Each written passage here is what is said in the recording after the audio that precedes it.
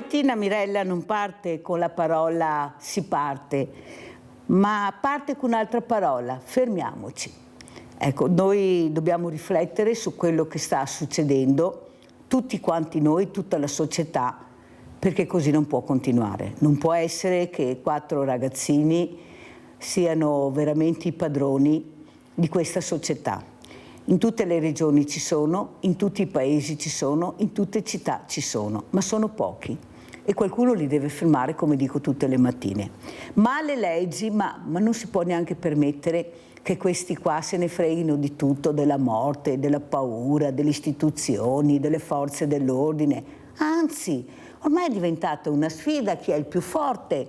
Sono io o sei tu il più forte? E chi sei tu? Le forze dell'ordine, ma chi se ne frega? La prigione, ma chi se ne frega della prigione? Le regole, ma chi se ne frega? La famiglia, ma chi se ne frega?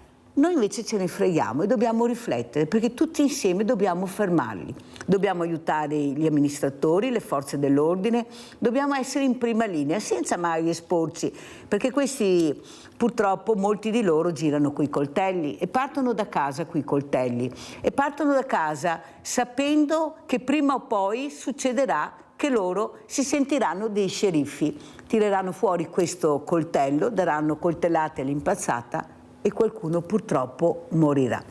Allora io penso che la politica deve riflettere su questo. Questo non è il riarmo, ma è la sicurezza della nostra società e questa direi che va in primo piano. Ne parleremo questa mattina con Gigi Pirollo, istruttore Rally, sicurezza stradale soprattutto, sentiremo anche cosa sta facendo di importante anche per i diversamente abili e agili, come piace dire alla Mirella, perché è un momento veramente difficile. E saluto anche Adriano Sabadin, figlio di Lino Sabadin. Ciao Adriano, grazie di essere buongiorno, qui. Mirella, perché buongiorno. oggi bisogna anche onorare questa giornata che ricorda le vittime del terrorismo. Grazie veramente Adriano di essere qui e vorrei anche un tuo supporto a quello che ho detto, oppure una critica a quello che vuoi, ma dobbiamo capire che non si può morire a 18, a 17, a 20, a 30, perché qualcuno ha preso il posto di un altro, che sono le regole, le regole e i valori. Loro non li hanno e cercano veramente di fare del tutto per far sì che avvengano come il Far West. Ormai si esce ed è il Far West. Allora Gigi Pirollo, iniziamo da te, cosa vuoi dire? Beh, hai fatto una premessa veramente pesantina, ma è la verità. Allora, o ci sono delle regole, ci sono, ma non vengono applicate, perché la polizia non può toccare nessuno. Il problema è questo, perché l'autorità, cioè la polizia e i carabinieri, non possono toccare sta gente qua, cosa che per me è assurda, assurda.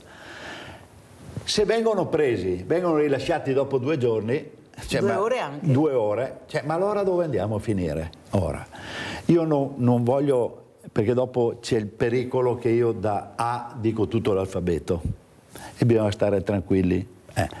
Ma dentro la mia testa, se succede che beccano o un mio figlio o qualcuno, la mia testa non è che ragiona più, perché non è possibile che siamo in mano a 4 deficienti, perché io li chiamo deficienti.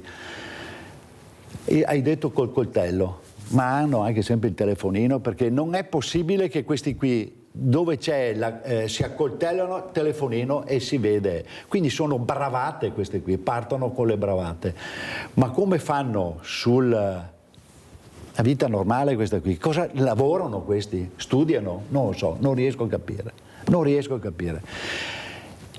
Qual è il problema? Che non abbiamo un limite su questi discorsi qua, non c'è un limite, perché vedi che ogni giorno apri il giornale accoltellato e coltellato, sprangata, ma dove andiamo a finire? E la polizia o i carabinieri, se li toccano, sono loro indagati, ma dove siamo finiti? Dopo ho paura a parlare però, perché c'è sempre il problema che se parli troppo non va bene, ti fermano da qualche altra parte. Penso che non sia il mio pensiero, penso che sia il pensiero di tantissima gente.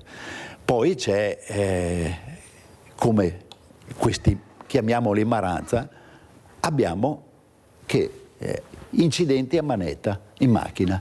Sai che io lavoro O su in questa moto. cosa. O in moto. Ma è possibile, santo Dio? Le strade sono quelle da sempre.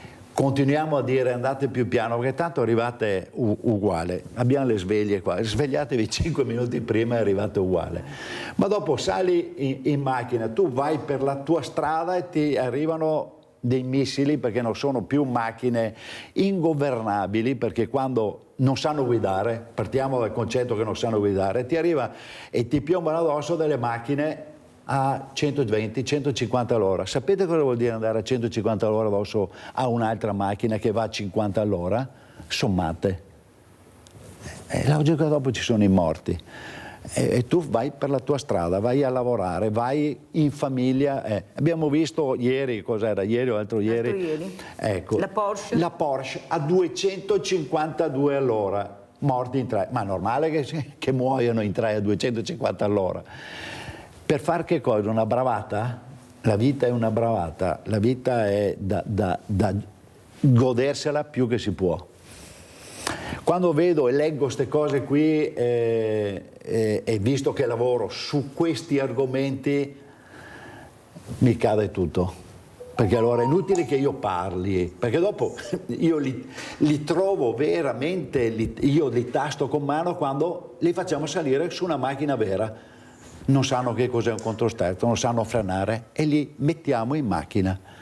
E che macchine? E che, a parte questi, ma anche gli altri, perché purtroppo per far vedere all'amico che loro sanno guidare, vanno forte, ma non sanno guidare. Partiamo da questo concetto. Facciamo fatica noi, che è il nostro lavoro, che ogni tanto sbagliamo. Per fortuna però quando sbagliamo e siamo in macchina da corsa siamo legati, abbiamo il casco, abbiamo tutti gli accorgimenti della sicurezza, ma questi non hanno niente, sempre il telefonino in mano. Neppure le cinture di sicurezza, come abbiamo sentito, anche non dietro, le messe, poi anche non si dietro mettono. che è obbligatorio, non le mettono, però cosa devo dire? Ti passa la voglia di insegnare, allora, arrangiatevi, fate quello che volete. E il problema è che se poi investono una persona, una famiglia che non c'entra niente, perché finché colpiscono l'albero, il lampione, ma se poi questa missile arrivava su un'altra autovettura che andava tranquillamente per la sua strada, rispettando le regole, disastro totale. Quindi finché abbiamo che è concesso tutto, sì. E abbiamo che io sono pro forze dell'ordine alla grandissima, perché se loro non possono fare niente, questi continueranno a fare quel che vogliono.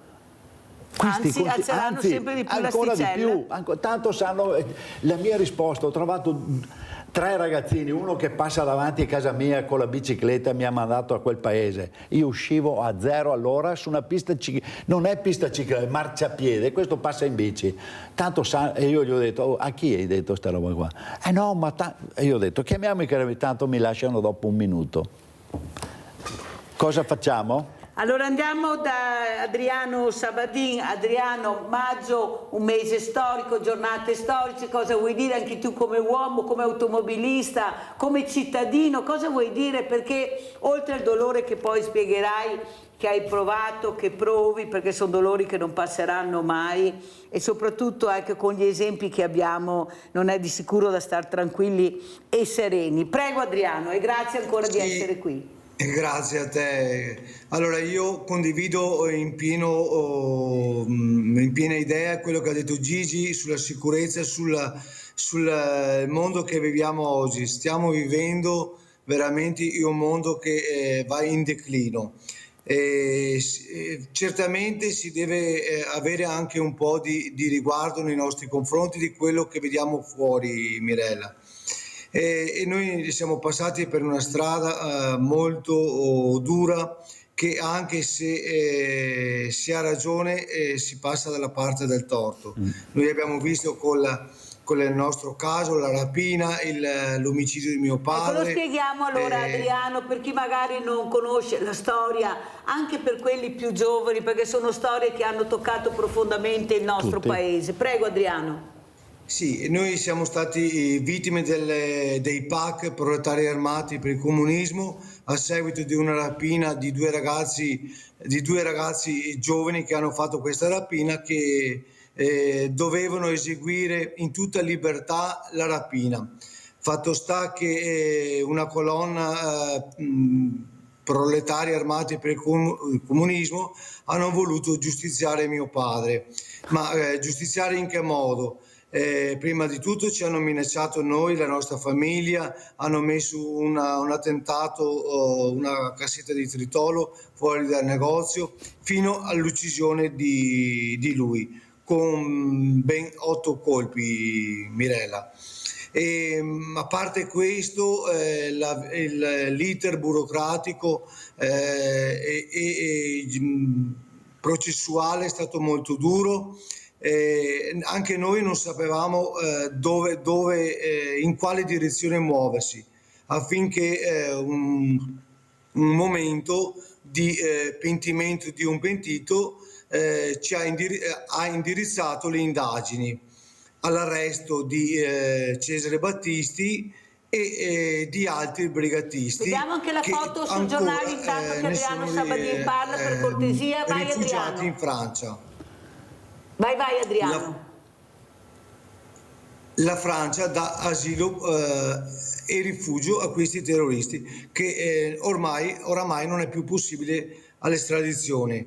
Giorno 9, venerdì prossimo, ci sarà la giornata dedicata alle vittime del terrorismo e le istituzioni fanno le loro commemorazioni sia a Roma al Senato e sia in vari comuni. Per esempio a Padova io parteciperò per ovvi motivi che non posso andare a Roma per problemi di salute, però sicuramente a Padova ci sarò.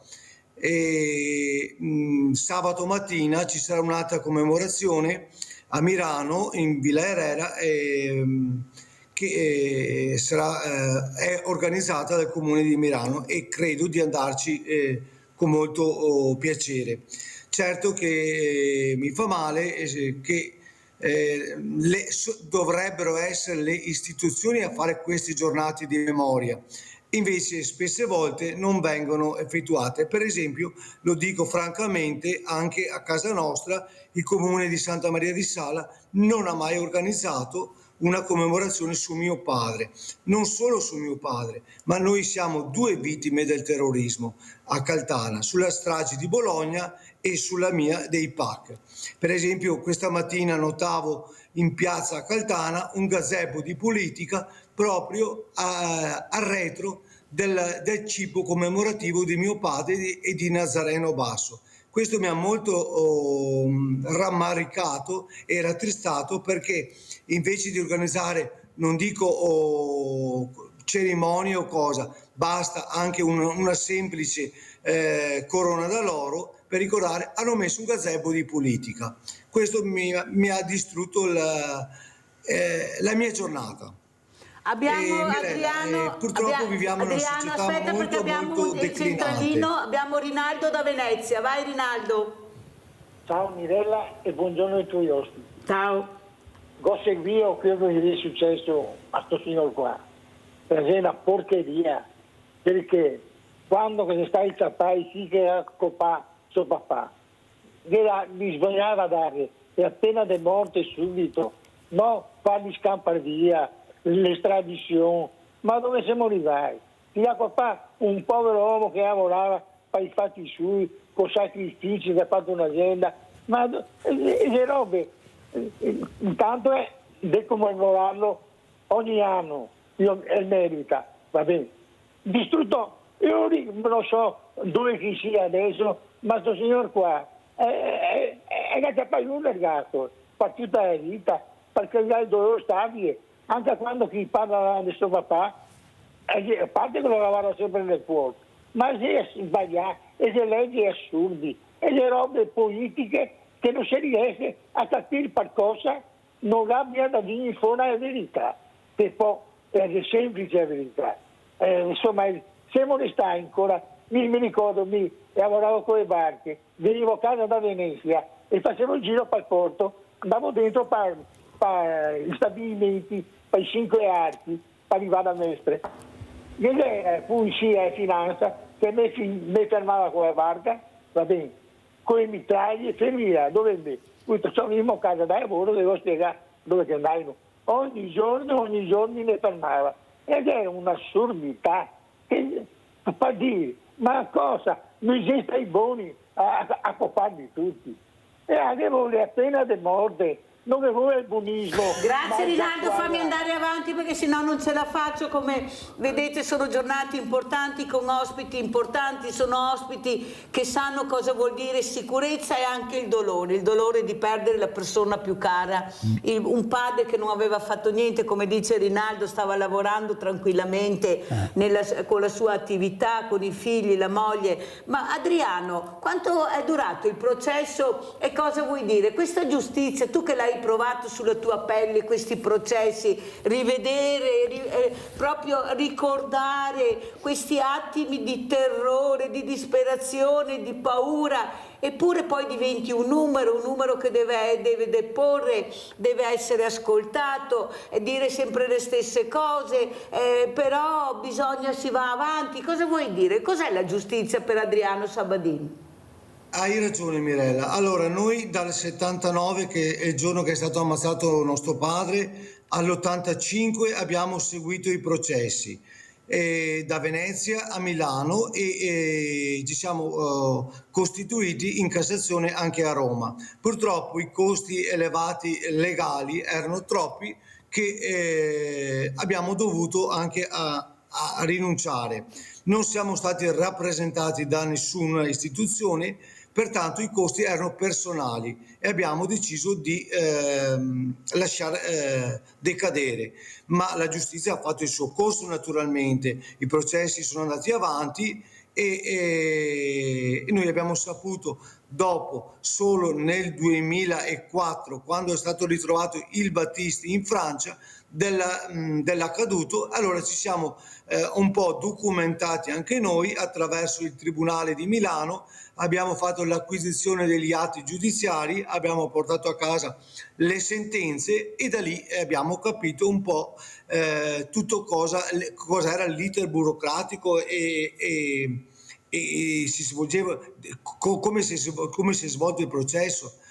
Purtroppo questa è la situazione, Mirella, non è che si possa fare miracoli o sia un po' diversa. Grazie Adriano anche per far capire come si vive i soldi. Se non hai soldi cosa fai? Sei con le spalle al muro, io dico sempre, ma chi non ha la possibilità di difendersi cosa fa?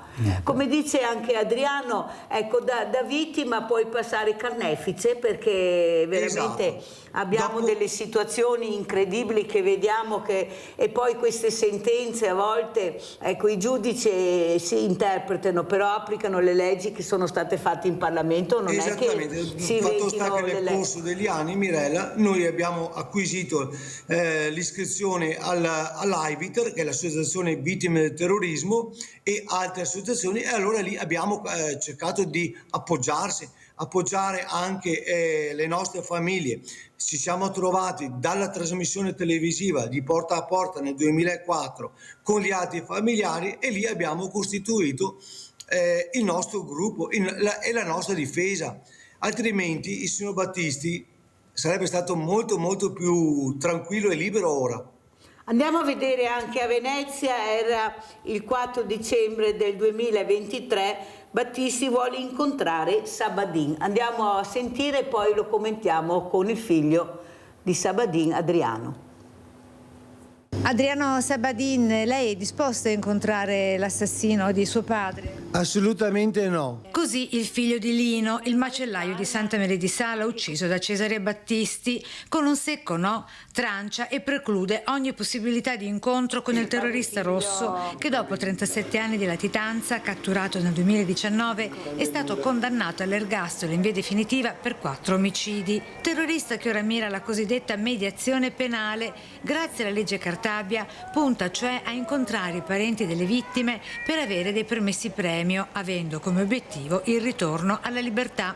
Non voglio assolutamente incontrare Battisti. Questa mattina, appena ricevuto la notizia, mi sono scambiato un messaggio con Maurizio Campagna. Alberto lo devo ancora sentire e tutti e due ironicamente l'abbiamo riso in faccia. Battisti, che ha sempre parlato di guerra giusta in relazione alle rivendicazioni degli omicidi commessi a sangue freddo, ora punta alla strada della redenzione per ottenere delle misure alternative al carcere. Lui ha ancora 25 anni da scontare, che si mette il cuore in pace, che li faccia tutti. Il terrorista, oggi 69enne, si trova nel carcere di Massa in Toscana, dove ha ottenuto uno sconto di pena nel 2020 per buona condotta, insieme al cambiamento di status da ex detenuto in regime di alta sicurezza a detenuto comune. Il terrorista Battisti può mettersi il cuore in pace, guida Santa Maria di Sala per queste e le prossime festività natalizie, nessuno vorrà mai incontrarlo. Taglia corte, conclude Adriano Sabadin. Buone feste anche a lui. Allora, Gigi Pirollo, vedevo che scuotevi la testa durante il servizio, cosa vuoi dire? Io sarei cattivo di più. Ha fatto 4 omicidi questo. Buona condotta, 4 omicidi. Moltiplica, allora scusatemi, ma io su sta roba qua sono non drastico di più. È che dopo mi bloccate, sicuro. Perché io una cosa del genere non esiste, ma non da adesso, da sempre. Purtroppo abbiamo a che fare con che la legge a volte non è uguale per tutti. Sì, perché la buona condotta non è che l'abbiamo applicata noi. Ma non esiste. Eccesso di legittima difesa in casa tua cos'è? Pochi. Legittima difesa. Vieni dentro la mia proprietà, per me non esci. Cioè, perché devi poter entrare in casa mia e fare quello che vuoi? No, non esiste.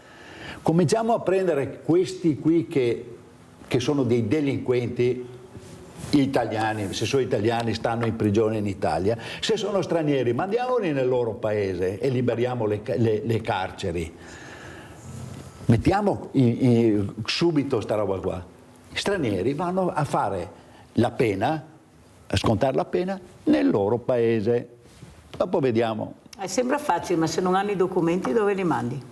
Quando vogliono li hanno i documenti, quando non vogliono. Guarda che non è così semplice, detta dagli addetti ai lavori. Luciano da Desenzano del Garda, vai Luciano. Mirella, buongiorno. Buongiorno. È tanto tempo che non sentivo, saluto il signor Sabadin e anche l'altro e sono d'accordo con lui, l'ultimo lì che ha parlato, scusa che non ho visto il nome. Gigi Pirollo. Niente, bisognerebbe fare dei accordi con gli stati di Marocco e altro, e questi delinquenti che ormai li vediamo tutti i giorni, sono loro, l'80% che fa disgrazia in Italia, mandarli in galera al loro paese, tra parentesi. Il signor Lino Sabadin ha fatto bene a non incontrare quell'assassino di Battisti, che io, Mirella, sono contrario a pena di morte, ma li farei lavorare in galera fino a 65-70 anni, lavorare per pagare i debiti che hanno fatto. E poi l'ultima, metà Italia purtroppo era con questo Cesare, con questo assassino, era scappato in Francia per via dei socialisti, Mitterrand, no? Ma l'altra metà Italia sapeva che era un assassino e finalmente l'hanno preso. Va bene, niente, vi saluto, buongiorno. Sono contenta di averti sentito, grazie a Luciano, abbiamo sentito anche le riflessioni di Luciano, era Adriano, Lino era il padre. Adriano, ecco, cos'è per te la parola delinquenza e la parola terrorismo? Che poi alla fine... Mirella, e infatti stavo per commentare questa definizione. Delinquenza è uno che commette degli atti, dei furti, delle piccole stupidaggini, che sono sempre cose da non fare, e e gravi. Il terrorismo è una cosa ben diversa. Come tu sai, queste organizzazioni di proletari avevano a capo 36 imputati, hanno 4 omicidi alle spalle, e come potete notare tutti, perché in internet c'è la sentenza trascritta, e questi hanno commesso atti vandalici, omicidi, furti, rapine, peggio delle Brigate Rosse. E questo è un vero terrorismo. Vero terrorismo significa anche, Mirella, distruggere famiglie, distruggere la nostra società. Abbiamo Maurizio da Conselve, vai Maurizio. Ciao Mirella, ciao. Buongiorno al signor Sabadin, tutta la mia solidarietà, e al signor Pirolo. Allora, innanzitutto io parto dal signor Pirolo, che ha pienamente ragione, e naturalmente con questo tipo di personaggi ricordiamo anche un altro, il signor Toni Negri, non so se ve lo ricordate, che ne ha fatte di cotte e di crude anche col caso Dosir. Va bene, questo è un altro, chiudo la parentesi, è un altro discorso. Però allora io dico al signor Sabadin e a tutti voi, ma queste persone, ok, tipo Battisti e tutte queste cose qui, hanno il coraggio anche di farsi vedere dopo tutti quei morti che hanno sulla coscienza? Ma com'è possibile sta cosa? Com'è possibile? Io vi dico che in America, forse conoscete già la cosa, no? Per uno che ha fatto omicidi, strage di omicidi, c'è Guantanamo, ok?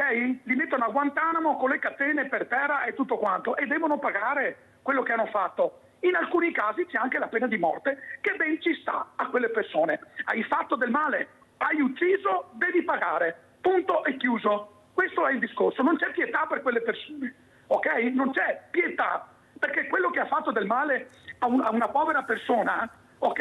A questo signore non aveva pietà quando ha ammazzato, ok? Ecco, allora anche per queste persone devono pagare con la loro vita, anche se è necessario. Ecco, qui chiudo e dopo datemi una risposta a voi. Ecco. Allora, prima di darti la risposta andiamo a vedere un altro servizio che abbiamo fatto come Media Nord-Est. Andiamo a vedere Sabadin no estradizione. Era l'28 marzo del 2023. Andiamo a sentire. Dopo la conferma del rifiuto della Corte di Cassazione francese all'estradizione in Italia dei 10 ex terroristi, è immediata la reazione di Adriano Sabadin, figlio di Lino, il macellaio ucciso nel 1979 a Santa Maria di Sala, ad opera dei proletari armati di Cesare Battisti. Hanno vinto ancora loro. Dopo 40 anni che noi aspettiamo giustizia, non è stata fatta giustizia. Ritengo ancora una volta responsabili quei giudici che hanno dato questa sentenza. Sono dei disgraziati perché non c'è giustizia così. Ci dicono allora chi sono i colpevoli, afferma Sabadin. Aspettavo che qualcosa fosse cambiato, invece non è cambiato nulla. Si continua in questa strada e ancora loro hanno vinto. Ce l'aspettavamo invece il commento di Giovanni Ceola, legale italiano di Luigi Bergamin, un altro dei 10. Valuto positivamente questa decisione, ha detto. Cosa dovevano fare? Portare in Italia una persona di 75 anni per rieducarla, una persona che da 50 anni vive in Francia? Bergamin, che faceva parte dei proletari armati per il comunismo, è stato condannato per concorso morale nell'omicidio commesso da Cesare Battisti del maresciallo Antonio Santoro a Udine nel 1978. Veramente sono momenti anche di riviverli drammatici, penso a Adriano e alla sua famiglia, a tutte le persone, le famiglie che hanno vissuto, ecco, con i loro familiari vittime del terrorismo. Abbiamo Sandra da Padova, vai Sandra! Ciao Mirella e buongiorno. Ciao. Al signor Sabadin e al signor Pirolo, che ho piacere di rivederlo, che avevo avuto occasione di parlare un'altra volta. Mi prende l'angoscia a sapere che tutta sta gente, Battisti e ce ne sono diversi, che la Francia abbia dato sempre domicilio, addirittura l'altro, come si chiamava, di Padova, che insegnava, una mia amica era all'università e lo adorava, perché se tu tiri i fili del terrorismo è come lo facessi te. Io credo, ha ragione il signor Pirollo, che questa gente qui deve andare al loro paese, chi è straniero. Il discorso dei documenti, Mirella, allora il Marocco ha liberato le carceri, la Tunisia ha fatto lo stesso, cosa vogliamo sperare che ci siano accordi? In Romania l'Europa ha detto no, perché le carceri straniere sono un covo, è allucinante. Allora noi abbiamo avuto una sanzione a memoria dall'Europa perché le carceri nostre non sono adeguate a quello. Io credo che uno deve andare in galera, chiuso. La pena di morte anch'io non lo so, perché togliere la vita dipende anche se sei cristiano o non sei cristiano, lì sono pensieri personali che è difficile entrare nel merito. L'America è l'America, con pro e contro, però effettivamente lì se ti danno 20 anni li devi fare. Qui cos'è sta buona condotta? Cioè, io non capisco, Mirella, sta buona condotta. Tu sei in carcere e ti devi comportare di conseguenza. Ma ascolta un attimo, non sei un collegio di un bambino che vede l'imbanze alla buona condotta, ti danno il premio, ti fanno giocare. Qui stiamo parlando di omicidi e questa gente qua che, come ha detto il signor Sapion, sono terroristi, non dovrebbero neanche, ha fatto bene, ripeto anch'io col signore di prima, a non vederlo, perché io non lo so se sarei in grado di vedere quello che ha ucciso mio padre e la mia famiglia. Cioè, io mi viene l'angoscia a pensare a tutta sta gente che non ha avuto giustizia, perché che giustizia è? Che giustizia è, Mirella? Che poi da 20 gli danno 10, tu uccidi una persona gliene danno 3, poi vanno i domiciliari, poi gli trovano un lavoro, li fanno studiare e magari il figlio del muratore che non ha le possibilità, lo Stato manco si preoccupa di farlo studiare.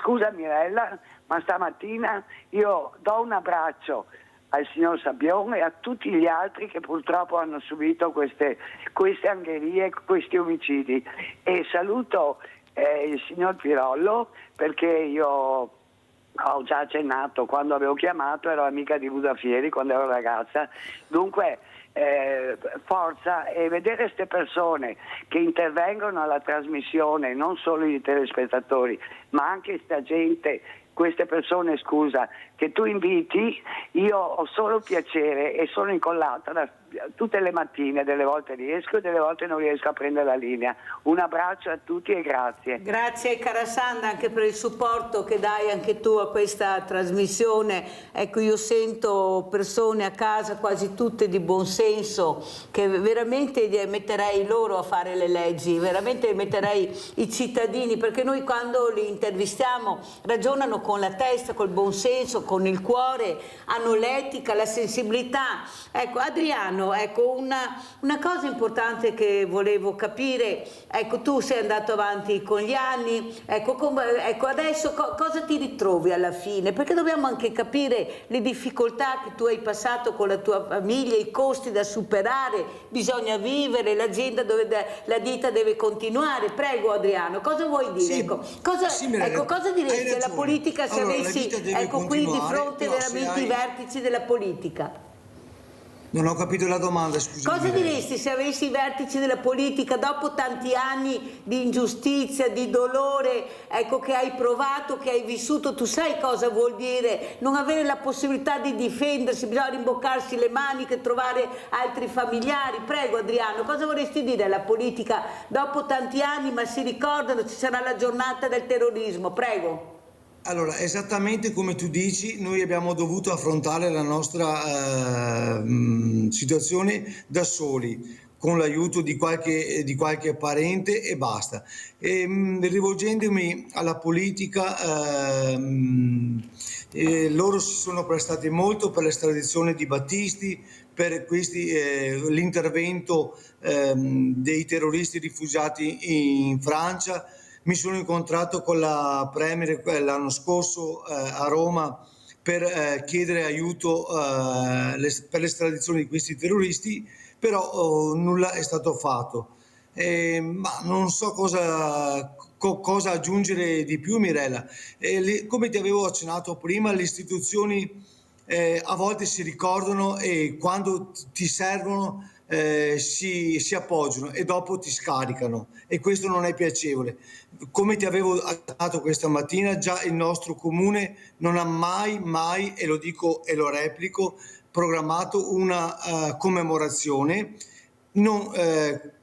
Quest'anno non siamo rappresentati da un sindaco, però un commissario prefettizio esiste in comune, e credo che un gazebo in piazza delle vittime del terrorismo a Caltana, nel retro del cippo commemorativo dedicato a mio padre, a Nazareno Basso, non doveva esistere. Scusami, Mirella.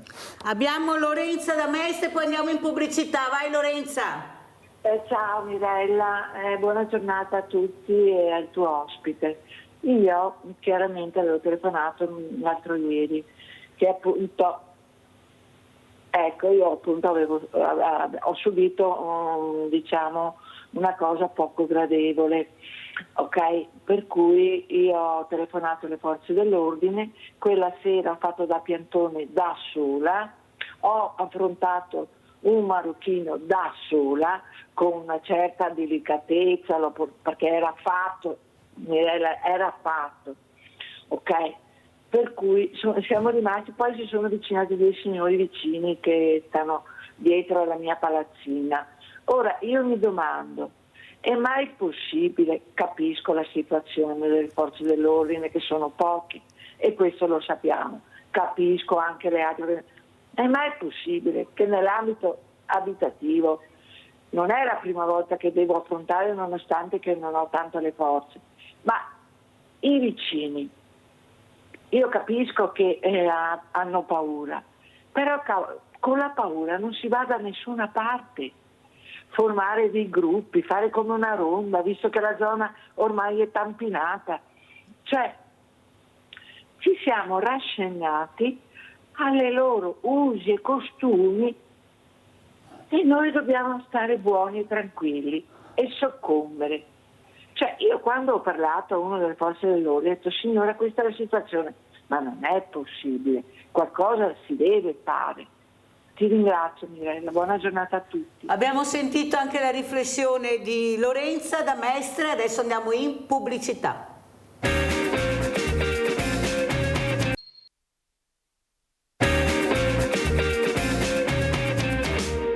Omicidio volontario in concorso. La Procura di Treviso ha deciso di contestare tutte le accuse a entrambi i giovani arrestati per la morte a Castelfranco del ventenne di Tre Baseleghe Lorenzo Cristea e il ferimento di altri 3 amici che erano con lui alla discoteca Playa Beach Club di via Pagnana.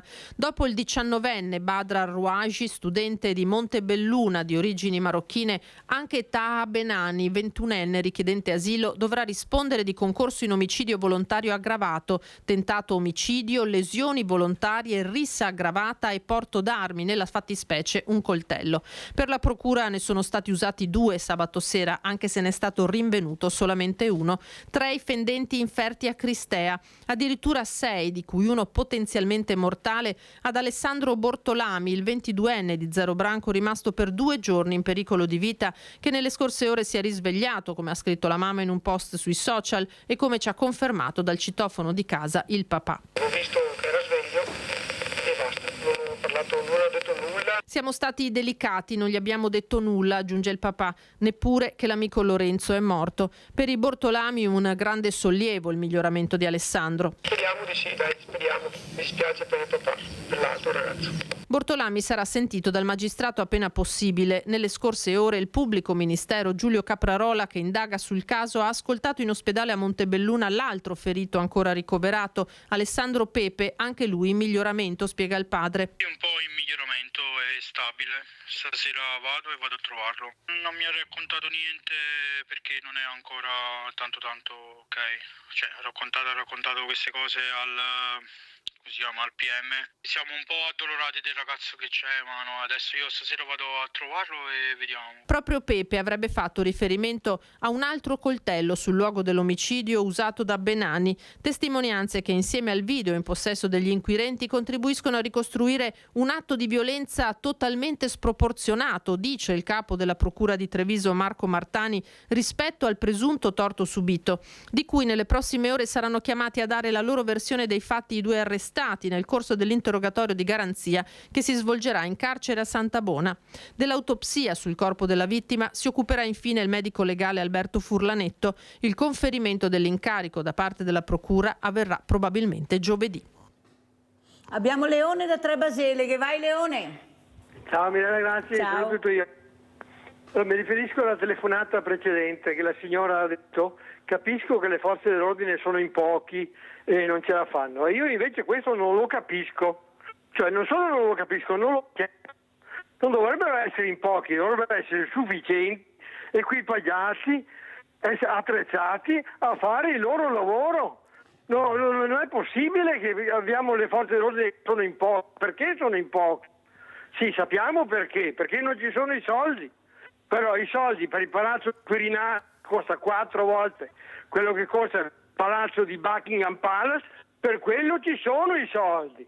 E allora basta sperperi a Roma e dateci i poliziotti, abbastanza gente che ci protegga. Ciao Mirella, grazie. Abbiamo sentito anche le riflessioni di Leone da Trebaseleghe, ecco, queste persone che giustamente dicono ecco, non è possibile che il cittadino si difenda da solo, e d'altra parte i numeri sono quelli, non c'è niente da fare, qualcuno dovrà anche approvvedere. Ci sono nati questi comitati di controllo da parte dei cittadini, ma sono pericolosi, non è semplice, perché veramente sono delle persone, specialmente questi gruppetti di giovani, che vanno assolutamente fermati, non c'è niente da fare. Qui bisogna che qualcuno, come ho detto prima, usare la parola fermiamoli, perché non è possibile ogni giorno avere questi problemi. Ecco, questi ragazzini fuori anche fino alle 4-5 del mattino e sono ubriachi, hanno la mente confusa, guidano. Avete visto incidenti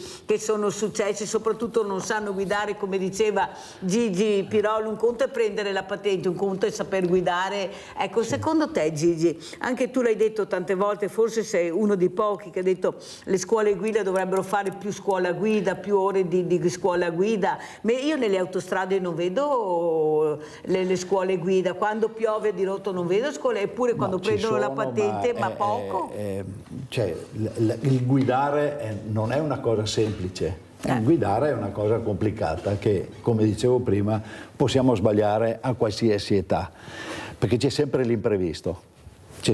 Quando lavori con gli imprevisti o sei bravo veramente, altrimenti se non sei attento, l'imprevisto succede quando normalmente non sei attento.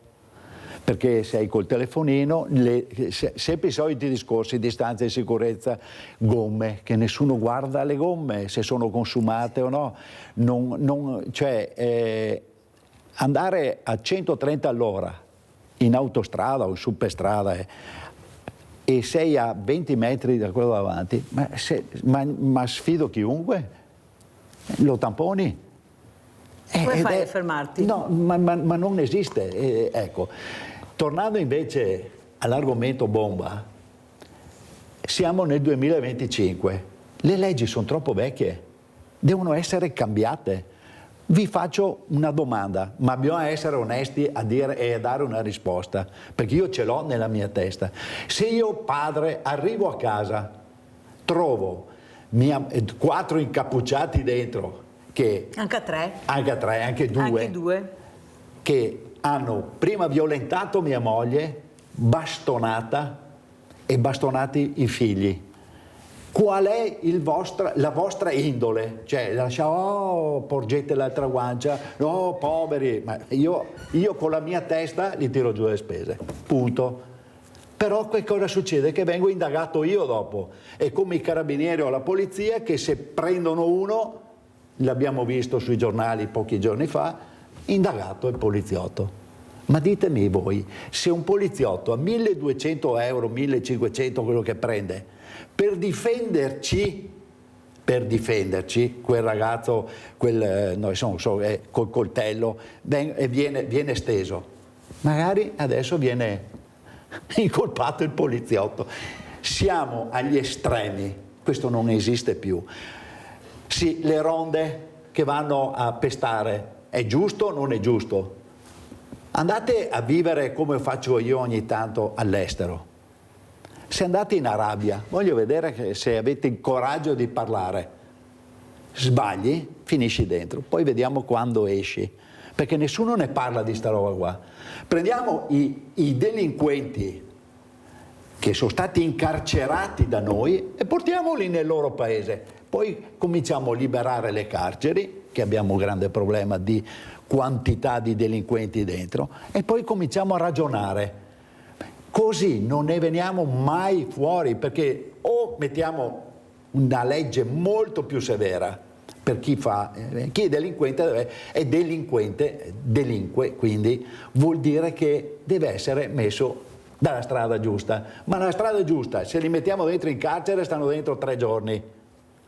Ma è normale che uno ti venga dentro in casa, ti deruba di tutto. Ho visto adesso un orafo che è stato rapinato, ha ferito o ammazzato, e questo zingaro, perché era uno zingaro, non vorrei sbagliare, il giudice gli ha detto che deve pagare anche 350.000 euro su che base? Che è senza reddito, in base ai furti che ha fatto?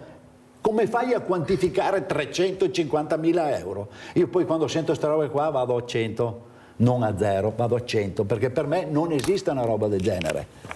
Tu vai a 100 Andiamo anche con questo progetto che è molto bello, Drive 4 Ability. Cos'è questo? Lo facciamo vedere? Allora, cambiamo discorso, che forse questo è molto più bello e importante per me.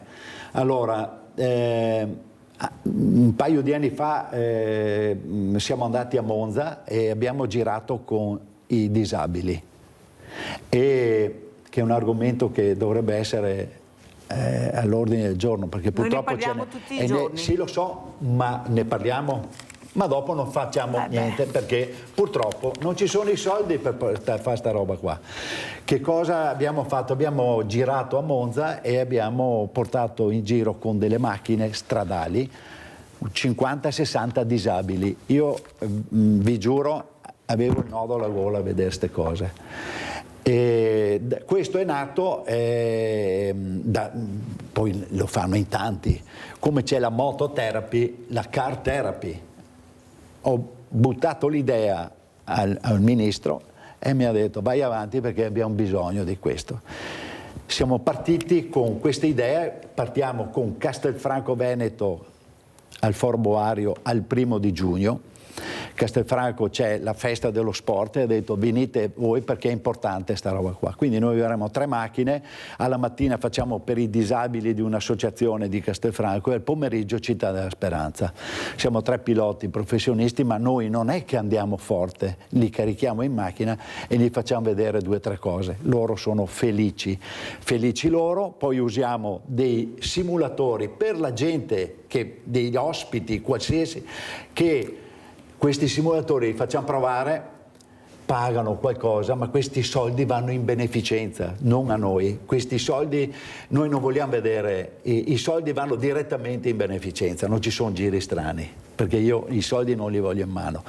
E poi dentro a questo progetto c'è anche non solo Castelfranco, ma Ponte nelle Alpi, Venezia e Padova. Però Venezia e Padova li dobbiamo fare verso fine anno. Per che motivo? Non ci sono gli spazi per farlo, cioè sì, perché bisogna avere anche degli spazi adeguati. E poi mi è stato chiesto da un disabile diversamente agile, chiamo io, ecco, che fa il DJ, che ha detto che vuol far vedere che pur essendo non agile riesce a far musica, ed è questa un'altra cosa che è importante. Vi dico solo 2 cosette veloci. Sono riuscito a far guidare un ipovedente. Gli ho chiesto in un circuito: qual è il sogno della tua vita? E lui mi fa: guidare una macchina. Te la senti di salire in macchina con me e guidi tu? Se lo dici, provo. Ragazzi, gli ho fatto fare 5 giri, questo piangeva, ma piangevo anch'io. È una cosa che pochi possono capire, tanti l'avranno già fatto. Vivere la quotidianità anche guidando una E macchina. poi una ragazza sempre di 40 anni che il sogno suo era guidare una macchina, non aveva guidato perché non può guidare, perché ha anche altri problemi complessivi, e l'ho fatta guidare e ha detto: ho realizzato il sogno. Da questo nasce Drive for Ability, perché gli diamo qualcosa di felice nel mondo che abbiamo, che è solo guerra, cioè che è solo disastri. Almeno qua gli diamo qualcosa di felicità. Il giorno 1° di giugno avrei il piacere di avere tanta gente che venga a vedere, perché è una cosa che è bella e da portare avanti, perché se va è un progetto pilota questo, ma se vediamo che funziona lo portiamo in tutta Italia. Senti Gigi, ma non ti sembra che queste macchine super veloci, con una tecnologia incredibile, diventino una distrazione per chi guida? C'è troppa tecnologia. Perché ormai abbiamo delle televisioni davanti, parliamo dei sembra di essere al Luna Park, parliamo dei tutte telefonini, e dopo abbiamo degli schermi giganti che, per quanto riguarda, è logico che vieni distratto anche da quello, ma cosa fai? Blocchi tutto? Boh, non lo so. Sì, ma mi sembra che la prevenzione si fa con l'attenzione, ma se tu mi metti in mano una macchina e all'interno ho una televisione Sì, ma è questione comunque sempre di chi guida, perché puoi avere la macchina, ma anch'io ho la macchina, però che ha la televisione, tutto, televisione per modo di questi dire, schermi. uno schermo Esatto. è gigante. Ma sta a me dopo seguirla o non seguirla, ho capito, perché se tu usi Bluetooth segui le indicazioni, ti dà il Bluetooth. Il telefonino usi il CarPlay, chiami senza toccare niente. Ma se cominci a giocare col telefono, a rispondere ai messaggi di qua e di là, non rispettare la segnaletica, le segnaletica, distanze sai di come la sicurezza. penso io. Esatto, una segnaletica che è un punto di domanda incredibile. Che sia intelligente anche quella. Abbiamo talmente tanti, vedete che abbiamo 50 all'ora, 70 all'ora, 50, 90, ma uno è concentrato, perché ha paura delle multe, a guardare i limiti, perché la multa arriva a casa dopo. Allora, se cominciamo a mettere dei limiti intelligenti, visto che le macchine di adesso hanno delle frenate diverse, se abbiamo una macchina vecchia è diversa la frenata di una macchina moderna, ma mettiamo dei limiti di velocità corretti, secondo me abbiamo meno problemi. Ma quando tu mi metti 50, 70, 50, 90, uno dice che limite è questo, e ti arriva la multa a casa. Allora, ormai siamo in chiusura, volevo sentire Adriano Sabadin come ci saluti, con quale messaggio ci lasci. Prego Adriano. Io ti saluto Mirella, e il mio messaggio è di essere ascoltato. Più chiaro di così, Adriano, non si può. Un grande abbraccio a te e famiglia, Adriano, ciao, veramente. Ciao, Adriano. Ecco, sarà una giornata, grazie a tutti. Ecco, molto importante questa giornata dei familiari vittime del terrorismo, che dovrebbe far riflettere la politica. Io ieri ho avuto un ospite che ha detto: guardiamo adesso, ma voi non vi ricordate gli anni 70, gli anni 90, cosa è successo? E perciò forse dobbiamo riflettere di non tornare indietro, ma di andare avanti con delle leggi sicure, severe e soprattutto, io dico, con la certezza della pena. Gigi Pirolo, come ci saluti? Beh, allora, sai che io sono molto contento di venire qui, quando mi chiami trovo sempre il buco per venire. Voglio vedervi presenti a Drive for Ability il 1° di giugno, ma prima del 1° di giugno sono sicuro di arrivare ancora qui, perché voglio magari portarti ultime news riguardo a questa cosa qua. A questa cosa, questa prevenzione, perché questa è prevenzione. Sì, prevenzione, ma anche è una cosa che ce l'hai dentro nel cuore. Grazie anche a Gigi Pirollo, istruttore rally, sicurezza stradale, veramente che sta cercando, ecco, lui sta mettendoci veramente non solo la testa ma le mani, i piedi per far capire l'importanza di guidare, di saper guidare in sicurezza, saper guidare soprattutto, perché prendere la patente è una cosa, saper guidare è un'altra. Grazie, pubblicità.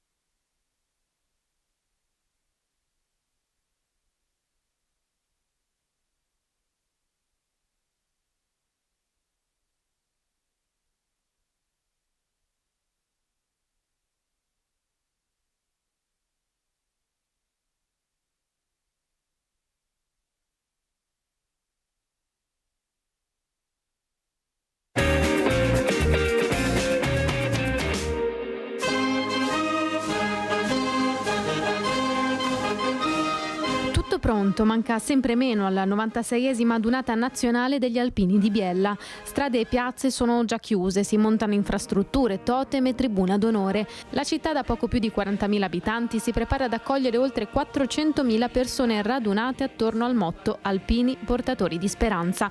Tra loro moltissime penne nere trevigiane. Siamo in fermento, siamo in preparativi, tanti di noi si sono già avvicinati a Biella. E il grosso dei nostri alpini comunque raggiungerà Biella tra oggi, domani e soprattutto venerdì, quindi sicuramente c'è tanta trepidazione e voglia di festeggiare. Una piccola città che sta facendo di tutto per organizzarsi al meglio, ma i locali sono andati già sold out un anno fa, perciò i trevigiani si sono organizzati diversamente. I nostri gruppi sono soprattutto concentrati in prossimità di Biella, quindi a qualche chilometro dal centro, ma per dire molti dei nostri gruppi sono a Ochiepo Superiore, altri a est ma soprattutto a sud di Biella, quindi diciamo mediamente a 5-10 km da Biella.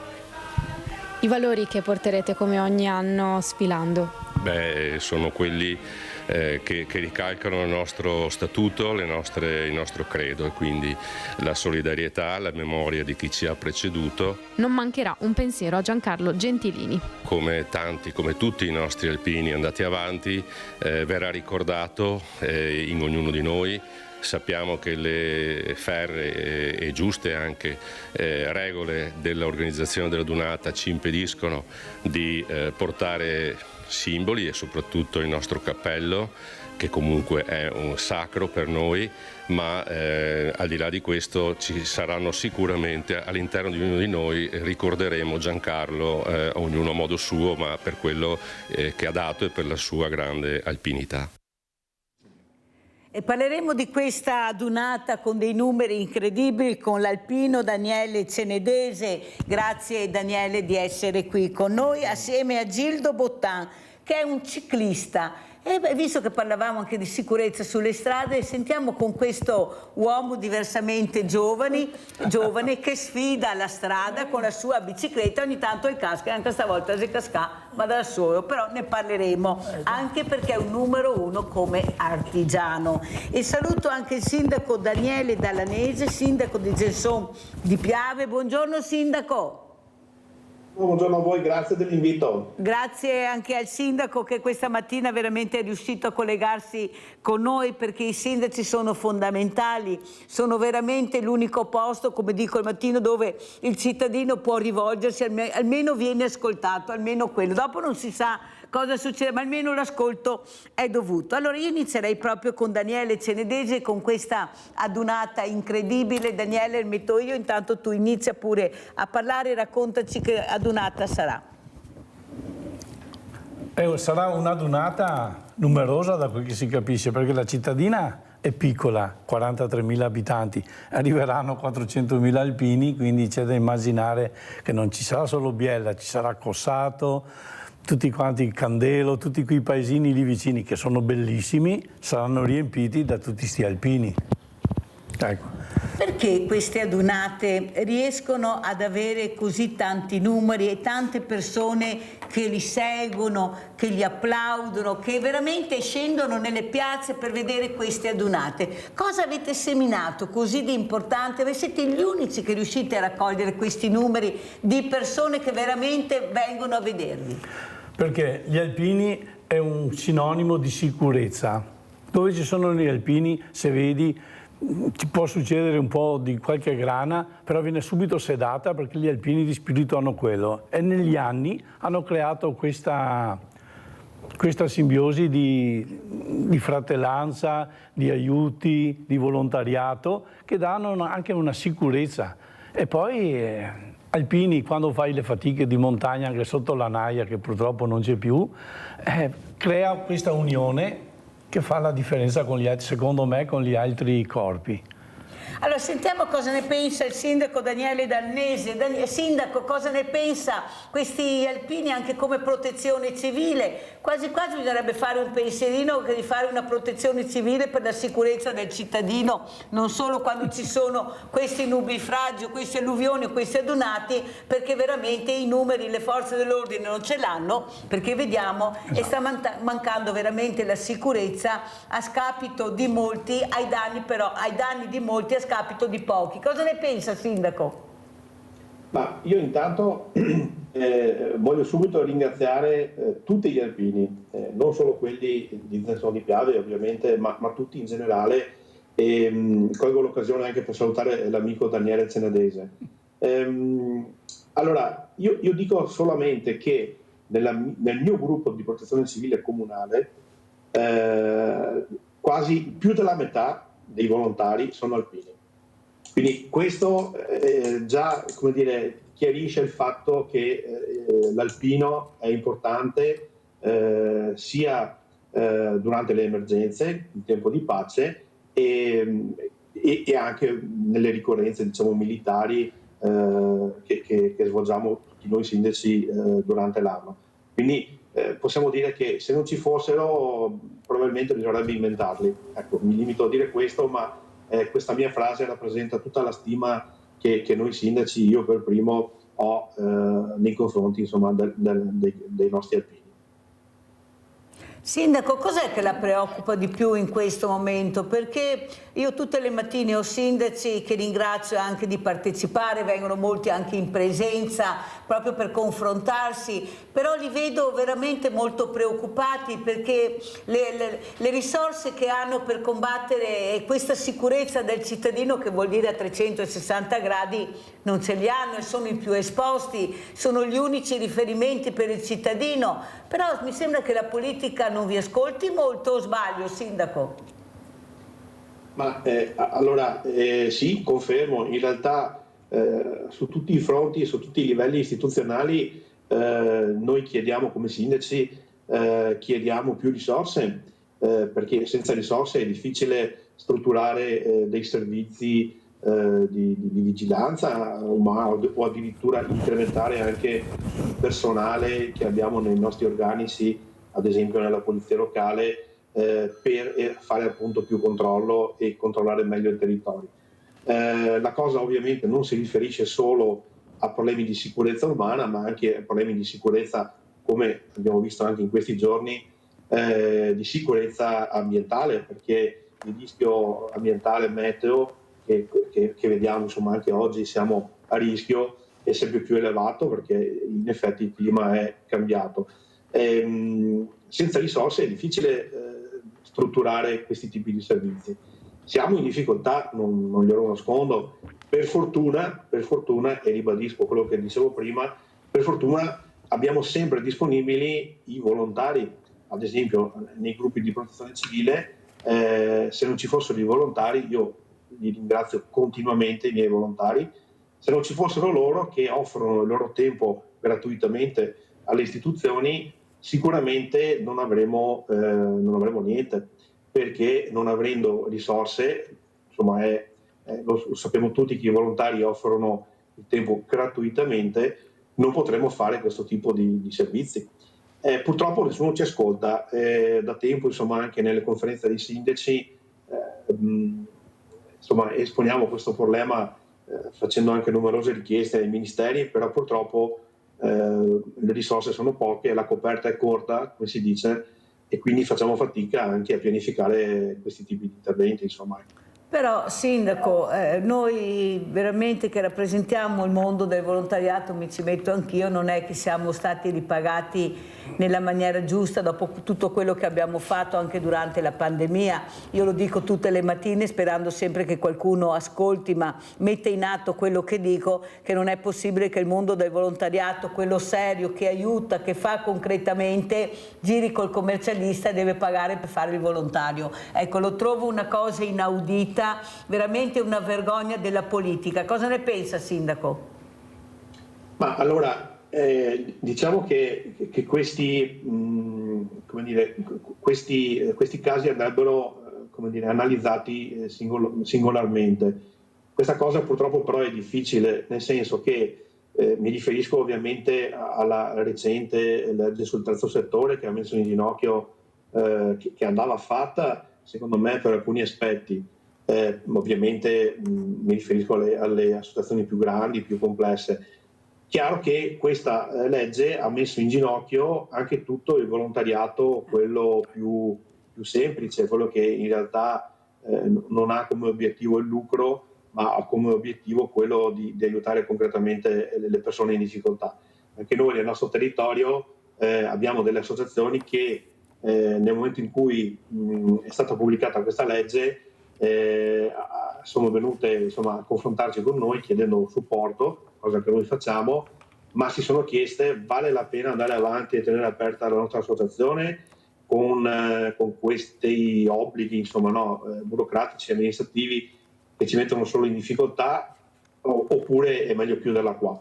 E questo è un problema. In realtà per fortuna sul nostro territorio sono tutte ancora operative, però è complesso. Poi credo tutti lo sappiano, no? In Italia abbiamo la memoria corta, quindi abbiamo già quasi dimenticato quello che queste associazioni hanno fatto sul territorio, come diceva lei, durante il periodo del Covid. Sembra già quasi tutto andato nel dimenticatoio.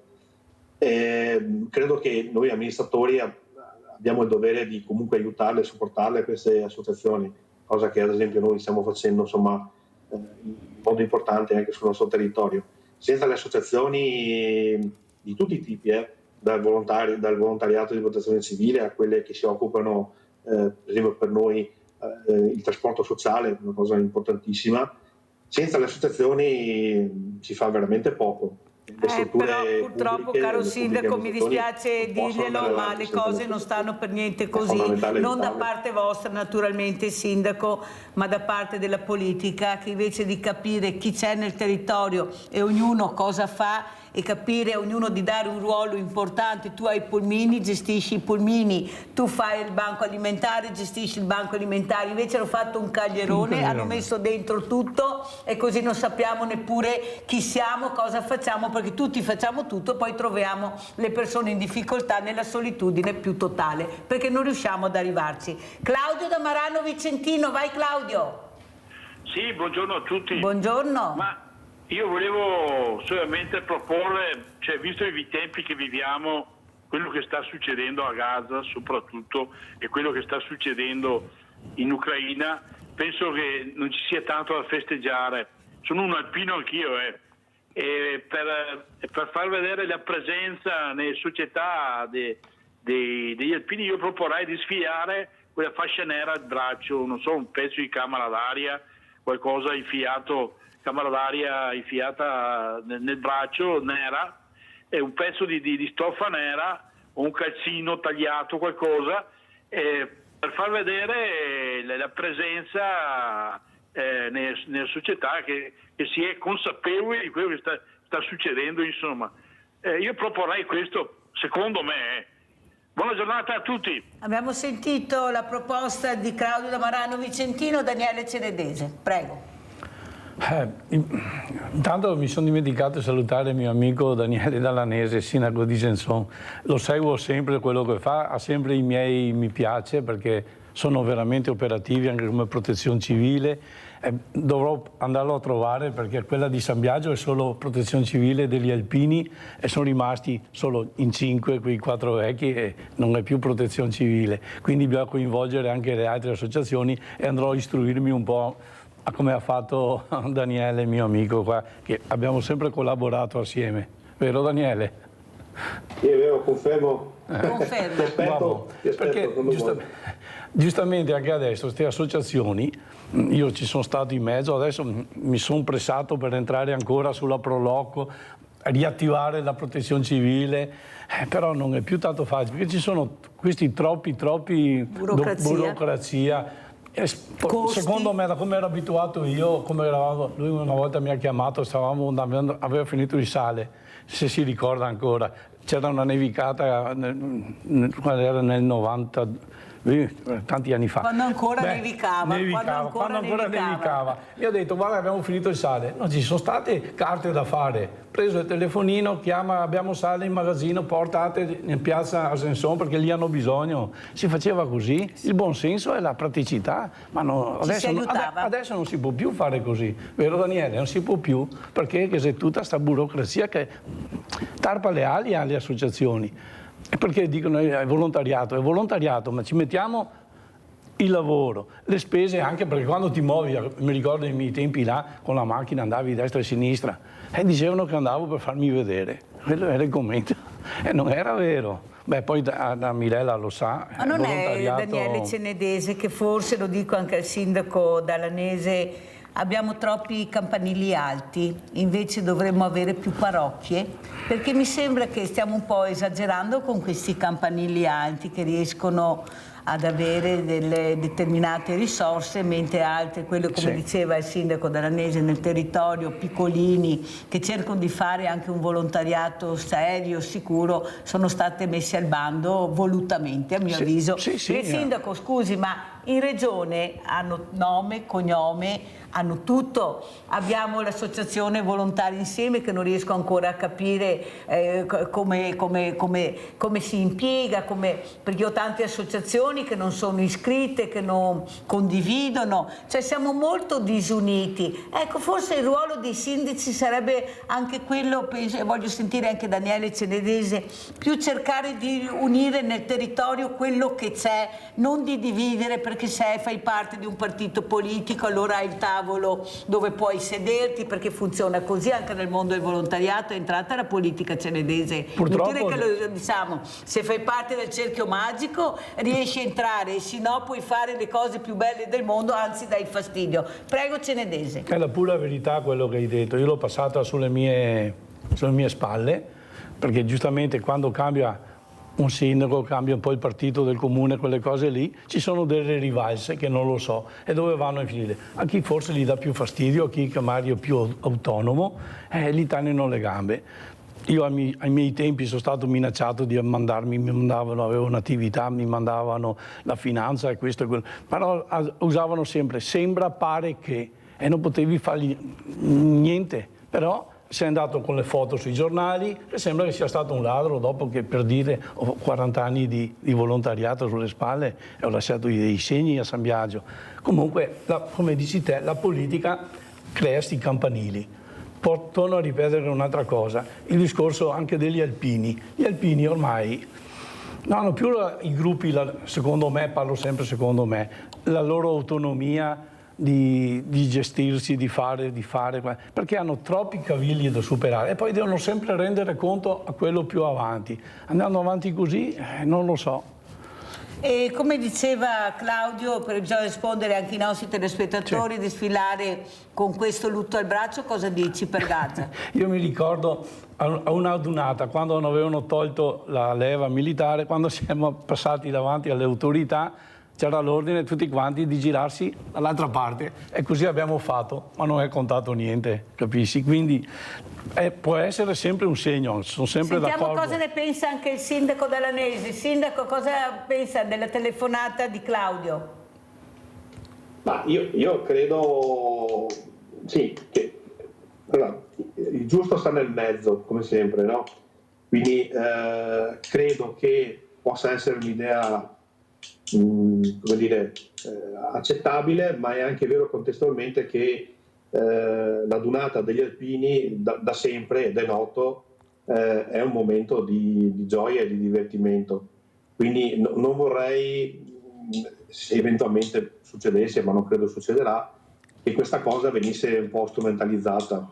Quindi, anche perché non è che se gli alpini non sfilano con il segno di lutto non riconoscono il momento difficile da questo punto di vista. Quindi secondo me sì, io l'accetto questa proposta, ma francamente non la condivido, insomma, non credo sia necessaria.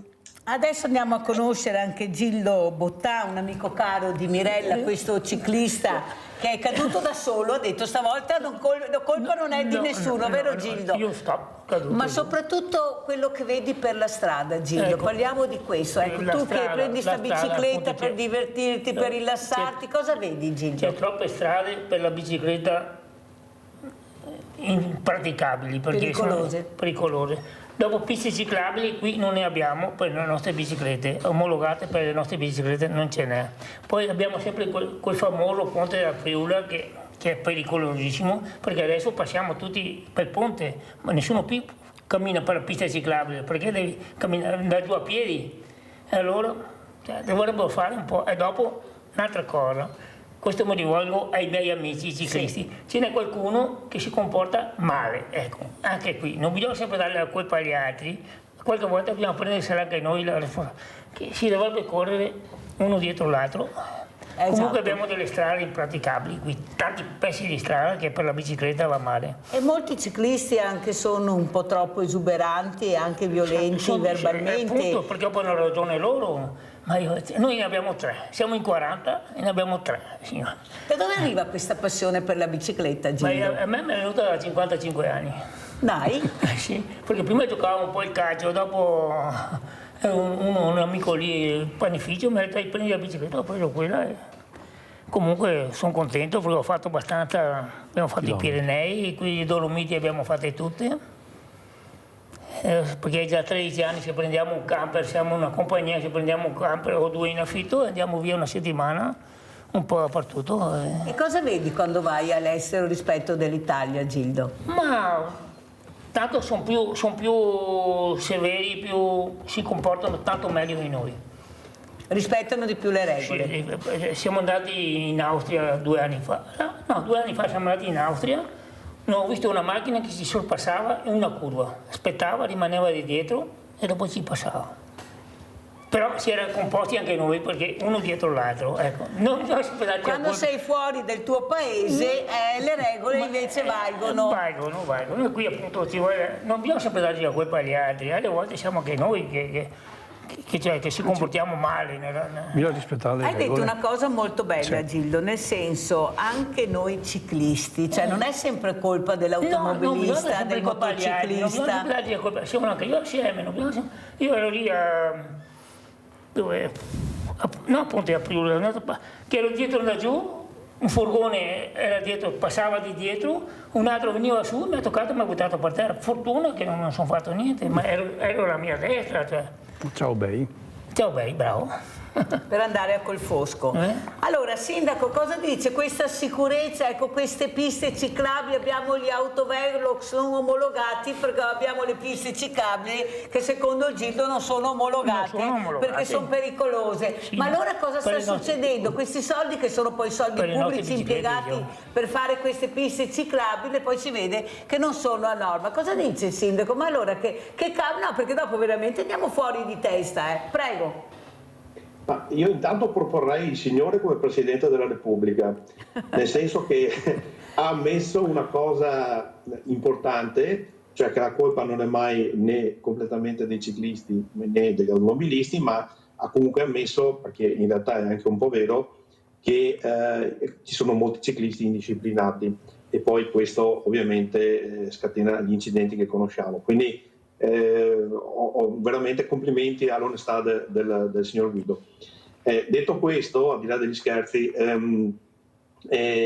io credo che poi dipenda nel concretizzare anche questo tipo di infrastrutture dipenda tutto anche dalla sensibilità degli amministratori, se mi è concesso dire questo, perché se ad un amministratore interessa veramente mettere in sicurezza l'utenza debole, in qualche modo i lavori si riescono a fare.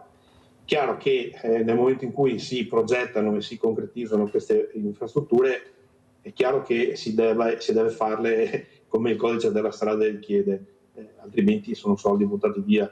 E io approfitto per dirvi una cosa interessante, e questo dimostra anche quanto, diciamo, noi qui a Zenson, la nostra amministrazione, tiene al bene dei pedoni e dei ciclisti, che sono poi l'utenza debole. A giorni renderemo pubblica questa cosa, ma approfitto di questo momento. Noi stiamo sperimentando nel nostro argine della Piave, che è un argine, appunto l'argine maestro che costeggia la Piave, che è da alcuni anni, da quando l'abbiamo sistemato, una bella passerella, perché corre proprio a filo del Piave, quindi chi va a camminare, chi corre in bicicletta vede tutto il territorio dell'area golenale, molto bello. Stiamo sperimentando, visto che per motivi di sicurezza idrogeologica non possiamo installare e rompere l'argine, perché è la prima difesa idraulica del Piave, e quindi non possiamo illuminarlo tantissimo con dei punti di illuminazione pubblica. Stiamo sperimentando una segnaletica orizzontale che di notte si illumina da sola, in modo tale da mettere in sicurezza chi cammina e chi va in bicicletta, al fine di chi poi passa in macchina lo veda con ampio margine, proprio perché non c'è illuminazione pubblica e non possiamo installarla. È una segnaletica che ha dentro dei pigmenti particolari, che si carica, diciamo, di giorno con l'energia con la luce del sole, e di notte la restituisce un po' alla volta, creando un effetto fosforescente. E quindi questo sicuramente renderà più sicura l'infrastruttura. Perché? Perché siamo consapevoli, proprio perché non potendo mettere illuminazione pubblica, chi percorre quella infrastruttura è a rischio. Per dire cosa questo? Che dipende, come dicevo prima, dalla sensibilità degli amministratori. Questo tipo di segnaletica non è una segnaletica che costa poco, è una segnaletica molto costosa, proprio perché ha queste caratteristiche. Però bisogna fare anche degli sforzi, trovando nel bilancio comunale i fondi per fare questo. Io credo che se ognuno di noi volesse veramente mettere in sicurezza, per esempio, l'utenza debole, qualche soldino lo trova. Il sindaco Dalanese, la ringrazio per quello che sta dicendo e soprattutto per la sensibilità che ha avuto per mettere davanti prima la sicurezza, del cittadino. Il bilancio in qualche maniera devo farlo quadrare, ma devo trovare anche i soldi per mettere in sicurezza. Questa è la sensibilità del sindaco Dalanese. Sindaco, però, visto che lei fa parte anche dell'ANCI, io le chiederei un suggerimento, se può darle un suggerimento, di dire che ha incontrato a Sveglia Veneti, al sindaco di Susegana, Montesel, Gildo Bottan, perché è da mesi, se non da anni, che dice che questo ponte, questa pericolosità di questo ponte con questi speroni impedisce ai ciclisti di passare. Siccome l'abbiamo detto, ridetto, l'hanno anche fatto vedere, forse tra di voi è giusto anche capire che magari date anche la possibilità a questi cittadini che segnalano questi ciclisti che qualcosa non va, che bisogna, come dice lei, ma la sicurezza è la prima cosa. Cosa dice il sindaco? Va bene, mi faccio carico di questa cosa, la faccio mia per ricordare che quel ponte là manca l'illuminazione. Va bene.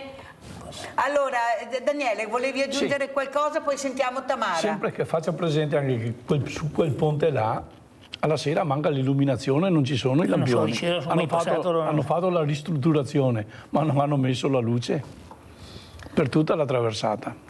Allora Sindaco, ecco, siccome stiamo parlando di sicurezza dei cittadini, i cittadini si spostano perché appunto ecco, adesso arriva anche la bella stagione, ecco, io penso che anche tra di voi fare squadra anche su temi così importanti sia fondamentale, perciò la ringrazio del suo interessamento, eventualmente i numeri ce li ha anche di Daniele Cenedese, per capire di mettere in sicurezza, perché se Gildo e altri ciclisti che ho avuto dicono guarda Mirella è veramente pericoloso, veramente rischiamo la pelle, non ci passiamo più, qualcosa bisogna pur fare e intervenire. Tamara da Spresiano, vai Tamara. Ciao Mirella. Ciao. Mirella, io devo chiederti due cose. Allora, uno, so che hai un alpino come ospite oggi. Allora io volevo fare gli auguri al nonno Arturo, visto che ha fatto l'alpino per tanti anni, che oggi compie 102 anni, che non c'è più, e voglio dedicare questa poesia a tutti gli alpini del Veneto. Gli alpini, dalla finestra vedo la Dabello e spunta la penna nera del tuo cappello. Un cappello che hai portato con onore, combattendo il nemico per il tricolore. Il tuo sangue è versato, da noi non sarà mai scordato. Anche ora che il tutto tace, il tuo anime non ha pace. Corri di qua, corri di là, dove ci sono calmità. Per il tuo lavoro solo vorrai un grande sorriso soddisfatto, te ne andrai. Ciao nonno, ti voglio bene. Abbiamo sentito la sensibilità e la poesia di Tamara, che ringraziamo veramente, perché lei è sempre sul pezzo, sempre presente con queste dolcissime poesie che ci legge al mattino. Allora abbiamo visto questa domenica, questa adunata, ecco, Media Nord-Est farà la diretta, l'importanza di arrivare nelle case, tanti messaggi, tanti numeri che guardano queste dirette, l'importanza, anche il valore, ecco, i valori, perché l'alpino trasmette i valori. Sì. Prego Cenedese. L'alpino trasmette il valore e dà, come tornavo a dire prima, dà anche sicurezza, dà stabilità, perché quando tu vai a una donata degli alpini o anche a una commemorazione, la gente è tranquilla, sa perché ci sono gli alpini. E cosa vuol dire questo? Che c'è una fermezza, non è che sia lasciato tutto, si fa, tutti si sentono un po' autorizzati a fare quel che vogliono, abbiamo questa impressione. Con gli alpini con questa non succede, anche quando facciamo le raccolte, se ci sono gli alpini la gente, vediamo, perché è una vita che ci sono dentro, dà. Se c'è qualcun altro hanno dei dubbi, e questo perché? Bisogna farci queste domande qua, perché la legalità e la serietà è importante, anche bisogna avere un po' di sicurezza, insomma, in più, perché anche come sindaci non hanno le mani libere di fare quello che vogliono, devono sempre rendere conto, hanno delle strade da seguire, quindi anche per la sicurezza non è facile il giorno d'oggi. Si parla tanto di seconda generazione, abbiamo il coraggio di chiamarle le cose col loro nome, non seconda generazione o fra poco due genitori, primo, secondo, terzo. Stanno cambiando troppe cose e la gente è un po' sfiduciata, secondo me, e anche non ha più i valori, capisci? Perché anche la pena, sì, vieni a sapere, io seguo anche quando succedono questi omicidi, fanno un po' un percorso di rieducazione, chiedono. Ma quello che ha perso il figlio, questo qua, cosa dice? Quello lì non torna più, non ha più rieducazione. Quindi ci vuole un po' più freno, secondo me, sulle cose, più serietà, applicare la legge, in poche parole. Invece qua la legge è di chi che non si sa. Sindaco Dallanesi, visto quello che sta succedendo proprio a scapito di molti di noi, sarebbe il caso, io lo dico tutte le mattine, di impiegare anche l'esercito come sorveglianza, magari anche gli alpini come protezione civile, perché non è possibile di aver paura di uscire di casa o addirittura anche di stare in casa perché ti arrivano queste persone e tu sei disarmato. Ecco, cosa ne pensa? Perché questi, alla fine abbiamo questi soldati, li vediamo quando ecco, i grandi politici si muovono oppure c'è un avvenimento importante per loro, li impiegano. E noi chi siamo, Sindaco? Non siamo noi forse lo Stato? Prego. Sono completamente d'accordo con voi, con lei. L'impiego dell'esercito, secondo me, è corretto. Credo che comunque sia abbastanza complicato, però in realtà come dire, impiegarlo nei centri piccoli come i nostri, credo, no? Vediamo che in realtà l'esercito è impiegato solo nei centri, nelle città metropolitane o nei centri, nelle città molto grandi. Di sicuro sarebbe una buona idea, perché no?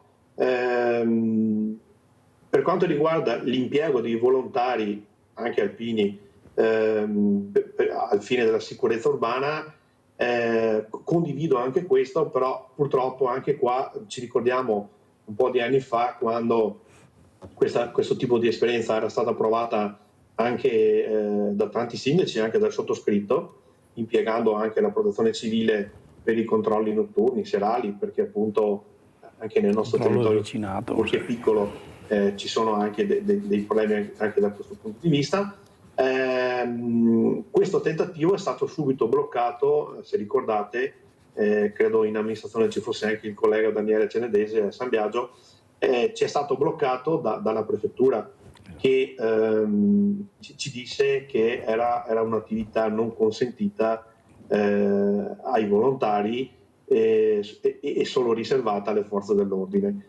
Abbiamo preso atto di questo, però purtroppo siamo consapevoli anche ancora oggi che come dicevamo prima, che le risorse che hanno comunque le forze dell'ordine sono comunque risicate. Quindi questo tipo di interventi non si possono far fare ai volontari, va bene, però contestualmente ci sono poche risorse da parte delle polizie e delle forze di polizia, e quindi noi però rimaniamo sempre nel mezzo, a dover comunque garantire come sindaci in prima linea la sicurezza ai nostri cittadini. È difficile spiegare che dal punto di vista amministrativo e burocratico non si possono fare queste cose.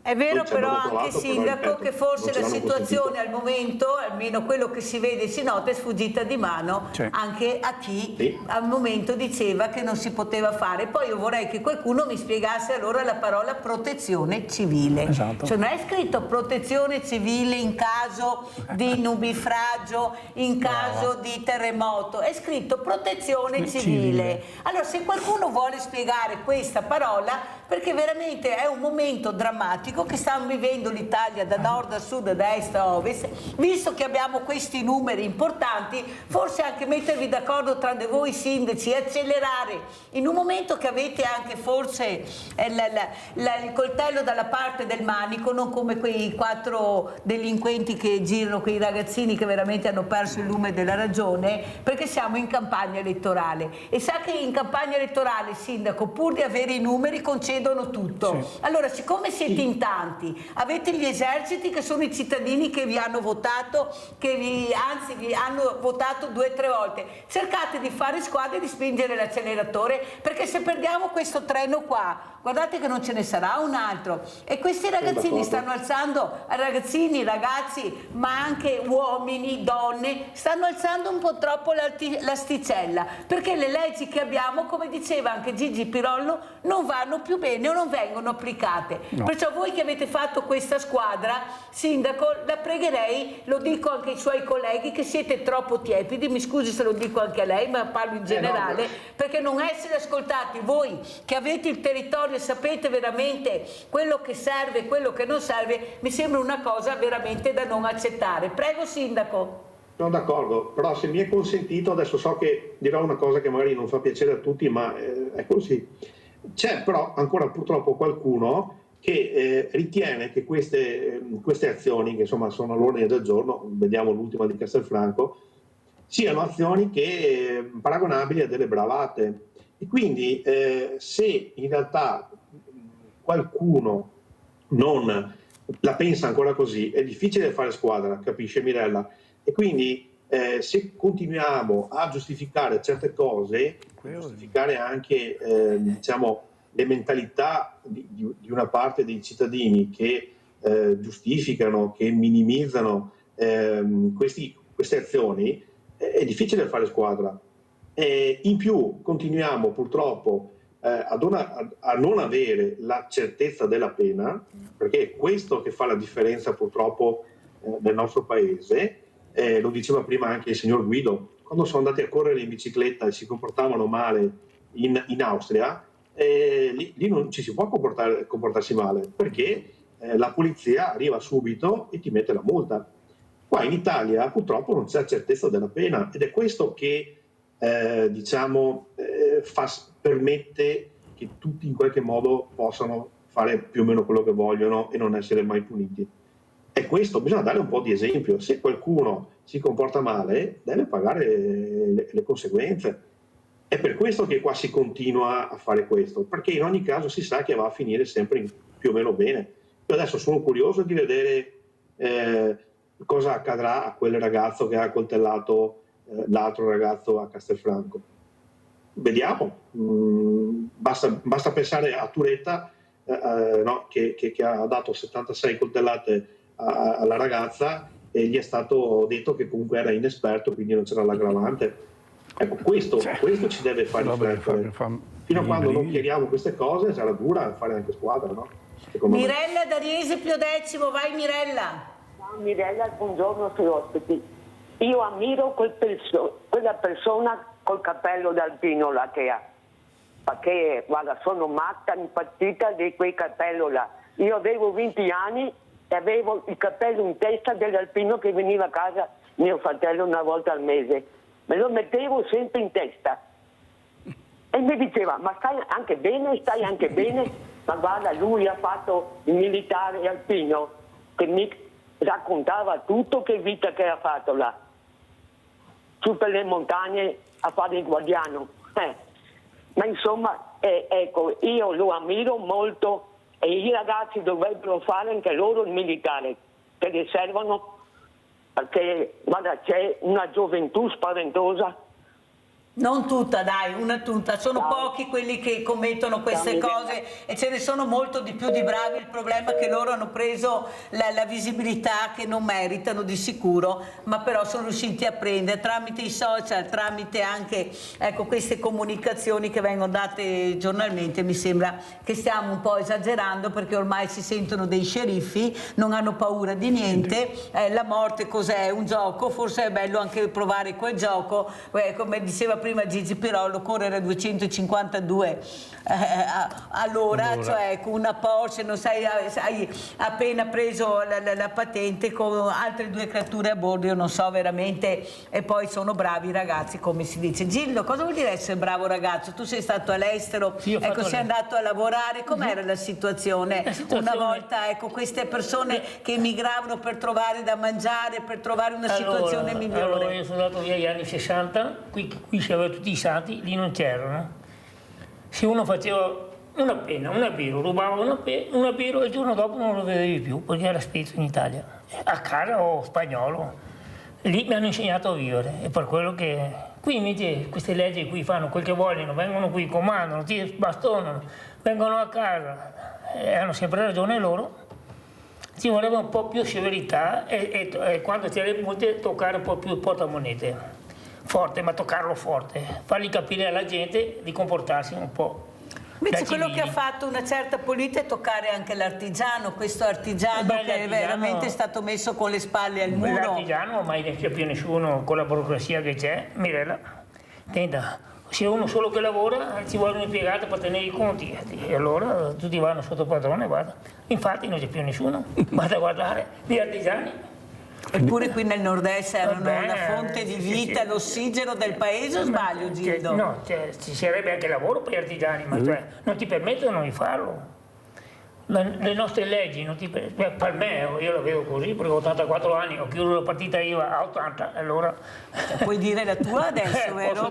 Puoi dire la tua. Ma l'hai chiusa proprio per la burocrazia oppure per l'età, Gildo? L'età è per la burocrazia. Più di tutti. Non riuscivi più ad andare avanti? No, non potevi più, c'era troppe carte, troppe robe, perché ero abituato, quando mi sono messo 50 anni fa, facevi i tuoi conti, le tue cose e basta, andava tutto bene. Cioè, era così. Adesso i ma piccoli... forse ti arricchivi Con troppo. poche cose i conti tornavano, Sì. adesso con tante cose non tornano neanche più i conti. Non tornano più. E la formazione, Gildo, questi ragazzi che non riescono, non lo quei so. pochi che abbiamo, Non lo secondo so. te doveva essere fatta prima nelle scuole, portarli in azienda a lavorare? Una volta noi abbiamo fatto l'artigianato, che Daniele sa bene, meglio di me, perché era lì vicino, e andavi per imparare un lavoro. Adesso abbiamo un ragazzo, quanto mi dai? È sabato posso lavorare, lavoro sabato, domenica, no, allora no. Una volta. Ma sanno lavorare questi ragazzi? Appunto, Gildo? per quello che sono dietro a dire, prima di chiedere quanto mi dai.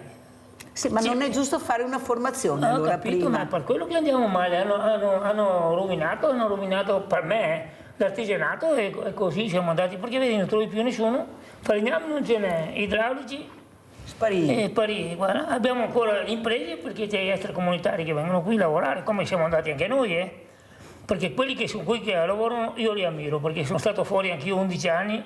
E sai cosa vuol dire? Perciò chi lavora va rispettato, indipendentemente dal colore della pelle e della non provenienza. Non interessa il colore della pelle, guarda. Quello che lavora va rispettato, basta. Daniele Cenedese, la formazione doveva essere fatta anni fa nelle aziende, portare i ragazzi... Invece anche sulle aziende hanno cercato di fare dei corsi, quelle robe lì, però mai a insegnare un lavoro.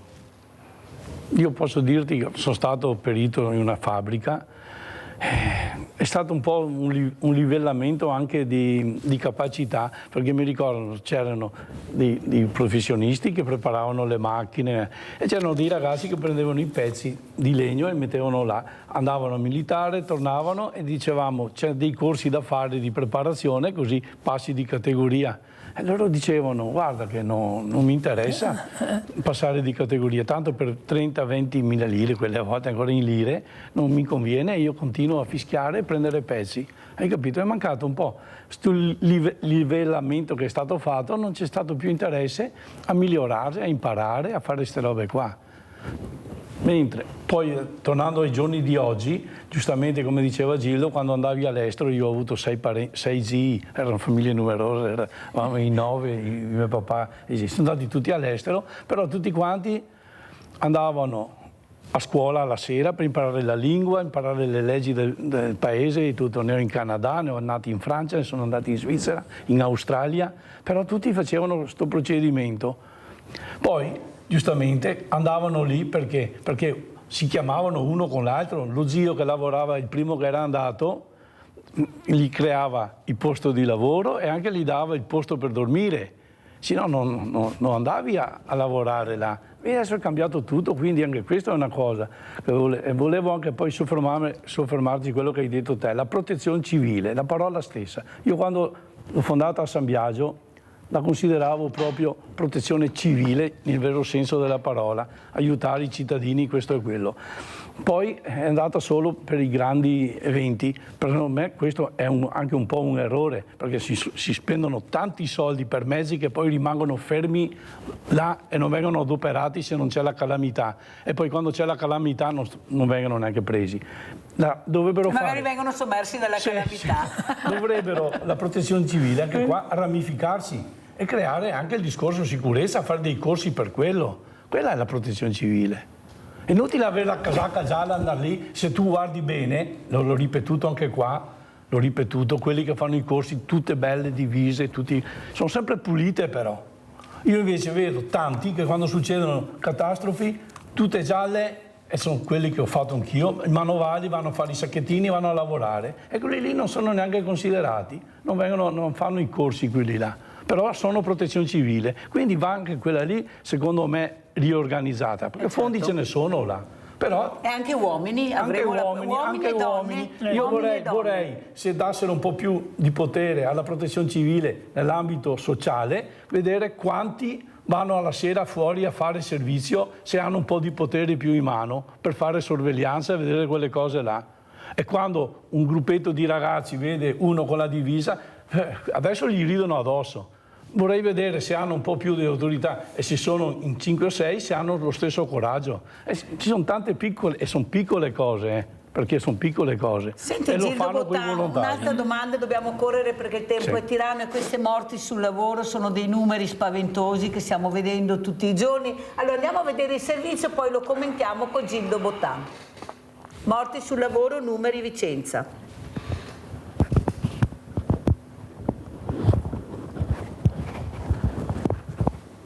La morte di Raffaele Galano, l'operaio di 58 anni dipendente dell'Ariston Cavi di Brendola, stritolato da un macchinario dell'azienda durante il turno di lavoro. La Procura di Vicenza ha aperto un fascicolo di inchiesta per omicidio colposo, al momento senza indagati, per ricostruire l'esatta dinamica dell'incidente. Dalle prime indiscrezioni trapelate pare che l'uomo fosse solo nei pressi di una macchina per l'estrusione della gomma che ricopre i cavi elettrici prodotti dall'azienda. Non ci sarebbero perciò testimoni diretti del tragico momento in cui l'operaio è finito risucchiato dai meccanismi. Solo dopo i colleghi sono intervenuti richiamati dal trambusto e hanno liberato il corpo del 58enne ormai privo di vita dal macchinario che è stato sequestrato. Una tragedia che ha fatto registrare il primo morto sul lavoro anche nella provincia berica, che va ad integrare la drammatica classifica nazionale. 21 gli incidenti mortali tra gennaio e marzo 2025, il triplo di quanti si erano registrati nello stesso periodo lo scorso anno. Secondo l'INAIL anche gli infortuni sul lavoro sono aumentati, raggiungendo quota 14.825, 310 in più rispetto al 2024. Insorgono i sindacati che chiedono maggiore attenzione da parte delle istituzioni. Un capoturno esperto, 35 anni di lavoro, in un'azienda dove la cultura della sicurezza è nel DNA. Eppure è capitato. Sembra che le campagne che facciamo, zero morti sul lavoro, che fa parte della nostra vita quotidiana, non bastino mai. Abbiamo dedicato addirittura un 1° maggio CGIL, CISL e UIL sulla sicurezza sul lavoro. La formazione è importante, ne serve di più, ma soprattutto anche formazione qualificata. Certo servono investimenti e non ultimo anche gli aspetti relativi agli ispettori e tecnici della prevenzione per quanto riguarda il servizio di prevenzione dello SPISAL. Abbiamo appena finito di celebrare la giornata mondiale sulla salute e sicurezza sul lavoro e c'è un'altra vittima. In Veneto i dati sono drammatici. Nei primi 2 mesi abbiamo registrato 15 infortuni mortali contro i 4 dell'anno precedente. Non abbiamo i dati di marzo, ma la situazione è in continuo peggioramento. Bisogna intervenire sul modello di sviluppo della nostra regione e del nostro paese, cambiare i modelli organizzativi, avere rispetto dei tempi e carichi di lavoro delle persone, altrimenti questa situazione non si invertirà mai.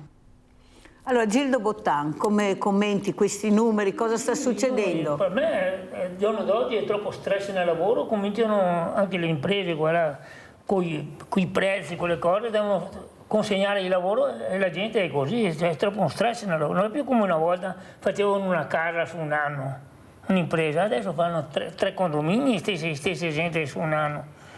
Secondo la mia idea è troppo stress, è troppo fretta. Anche troppa superficialità, fa caldo, non mi metto il casco, non mi imbrago e soprattutto i controlli. Guarda che una volta si lavorava tutti senza quello. Ecco, ti parlo alla gente qui di 70 anni fa, quando c'era un paletto così in piedi, con una squadra di ferro e una tavola solo che camminava. Non è mai successo niente. Non so perché. Secondo la mia idea, perché adesso è troppo stress, dobbiamo finire, dobbiamo fare. E dopo anche la gente che dovrebbe essere anche un po' più attenta anche nel lavoro.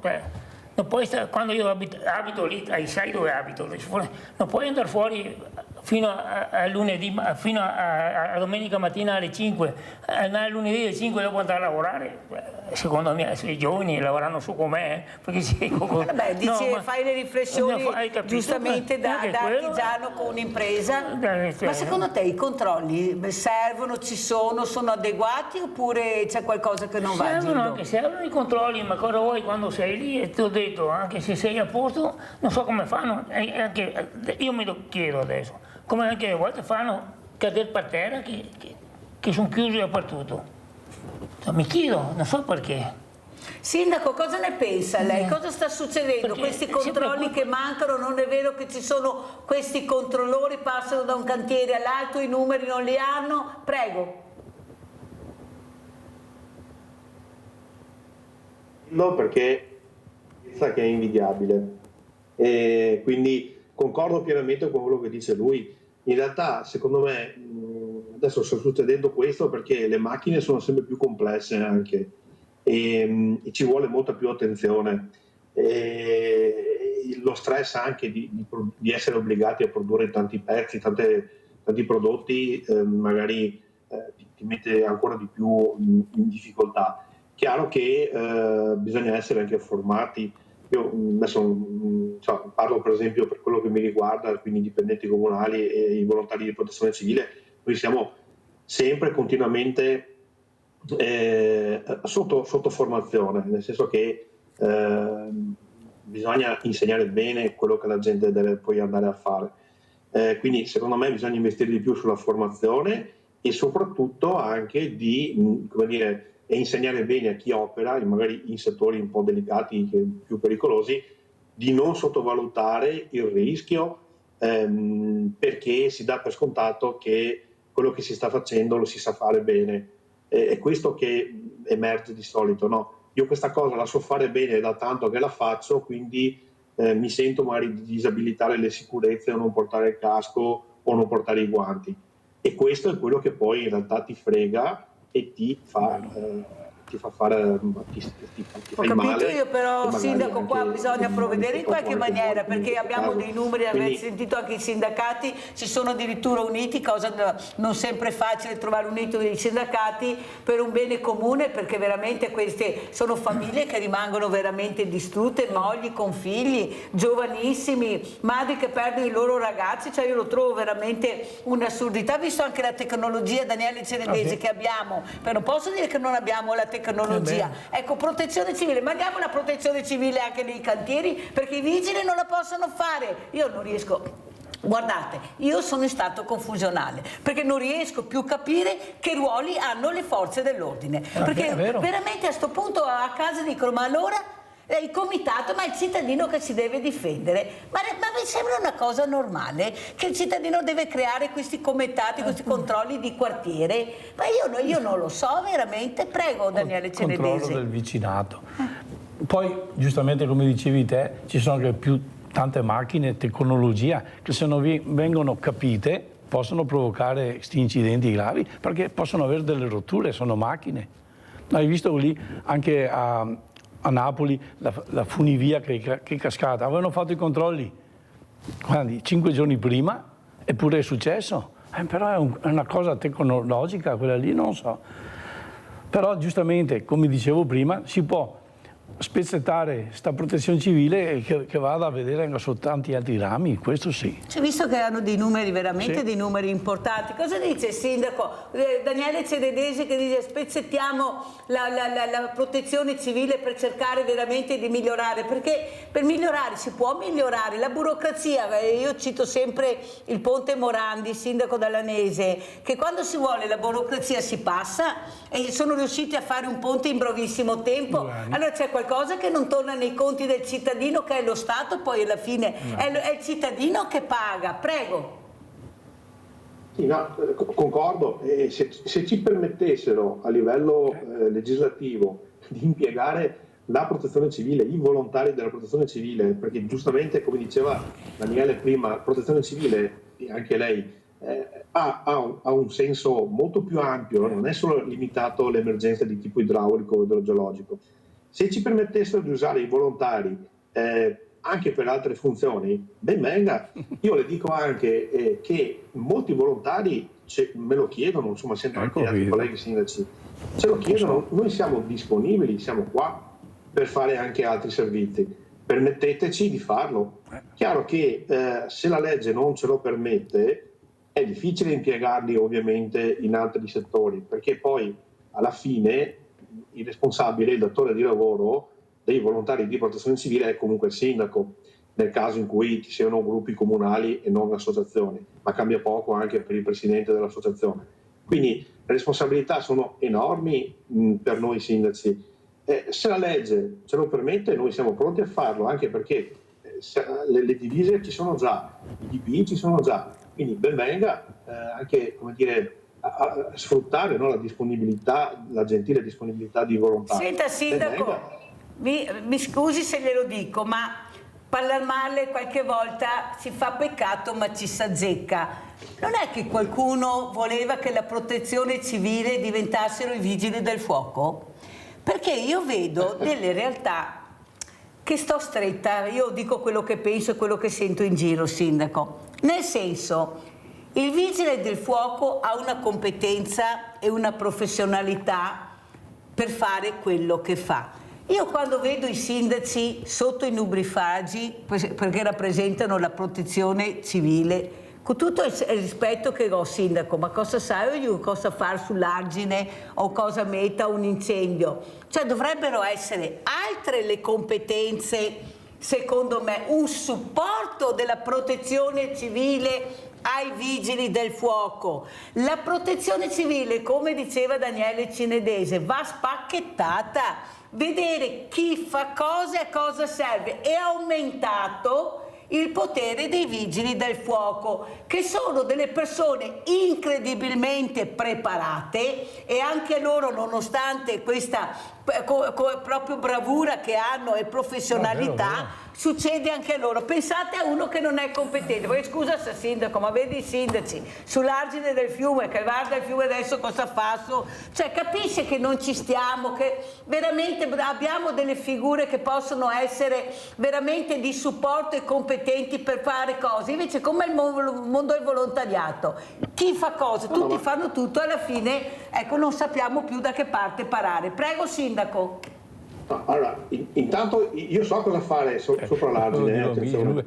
Vabbè, ma lei lo sa, ma dovrà mica dirmi che tutti i sindaci, io ho avuto anche il sindaco di Casale che ha detto ha ragione Mirella, perché anch'io sono là ma non sa cosa fare, perché questa è la verità. Dopo per carità che sarà anche di competenze, non dico di no, però la protezione civile, prego allora, sindaco. La figura del sindaco è importantissima anche a fronte insomma dell'ultimo testo unico del 2018, è ancora di più fondamentale perché è il primo responsabile insomma della sicurezza anche dal punto di vista della protezione civile sul territorio. Poi insomma c'è chi studia come sindaco, come sottoscritto, e chi magari un po' meno, però io parlo per me. Ovvio che quello che ha detto lei è giusto, cioè la protezione civile e i volontari sono una forza di supporto alle forze preposte per le emergenze, i vari tipi di emergenza, ovviamente i primi sono i vigili del fuoco, ma poi ci possono essere anche altri soggetti che intervengono. Di sicuro la protezione civile non si sostituisce alle forze preposte che sono quelle formate e ufficiali per gli interventi di emergenza, è a supporto. Questo però non significa che la protezione civile non possa affiancare le forze preposte. Infatti è quello che ho detto, affiancare ma non sostituire, perché un po' alla volta, sindaco Dalla Nese, mi spiace dirlo, ma qualcuno voleva sostituire il sindaco. Ecco, mi dispiace che non arriviamo con le parole perché abbiamo un nuovo strumento tecnologico che non ci permette di interloquire molto facilmente tra di noi. Abbiamo Giusy, vai Giusy. Ciao Mirella, buongiorno ai tuoi ospiti. Allora Mirella, io dico il mio parere.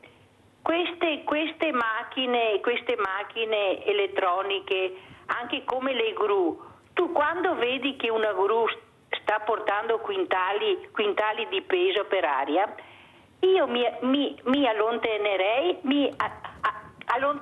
un po', perché è un macchinario, può sempre rompersi anche se è stato fatto la revisione il giorno prima, dal peso, da come si gira. Ma come quella ragazza che è morta coi capelli lunghi, che il macchinario se la è tirata dentro. Bisogna stare attenti, insomma, cosa stai adoperando, ma perché lo sai che con le maniche, qui grembiuli con maniche e giubbotti, roba lunga, e coi capelli lunghi i macchinari te li tira dentro.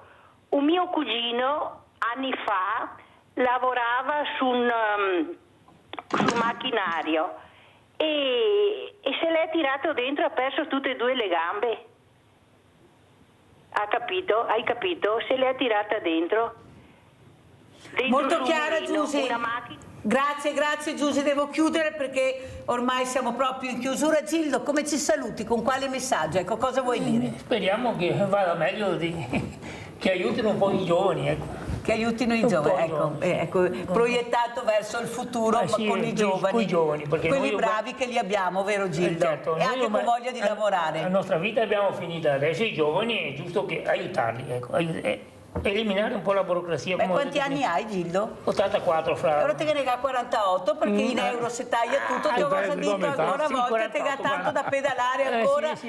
Daniele Ceredese, quale messaggio ci saluti e grazie di essere stati qui? Io ringrazio te che ogni tanto mi chiami, così veniamo, passiamo un'oretta a fare magari dire delle battute che non vanno bene. Ma sono importanti invece. Ti porto quello che dice anche la gente, che senti, insomma. E soprattutto abbiamo parlato della donata di domenica che noi seguiremo in diretta. Esatto. Come anche il discorso della protezione civile, volevo dire prima, che ti vuoi specializzare un po', la mia squadra abbiamo fatto un corso dell'alto rischio, dai vigili del fuoco, ci è costata 1.200 euro a cranio, ma avevamo dovuto pagarla in tasca nostra. Poi, quando andiamo a esercitare questa professione dell'alto rischio, cosa dobbiamo fare? Guardare la gente così. Basta perché non ho più tempo. Sindaco, un saluto veloce, prego, Sindaco Dallanese. Grazie a tutti, grazie dell'invito, grazie di avermi fatto anch'io fare qualche battuta simpatica come i colleghi che sono in studio, e un saluto caro a tutti quanti. E si ricordi del ponte, Sindaco, e di quello che le ho detto anche sulla protezione civile quando vi trovate Me lo sono tra scritto, sindaci. ho il blocco degli appunti, tutta, Sindaco Dallanese, grazie. avanti. Grazie, pubblicità.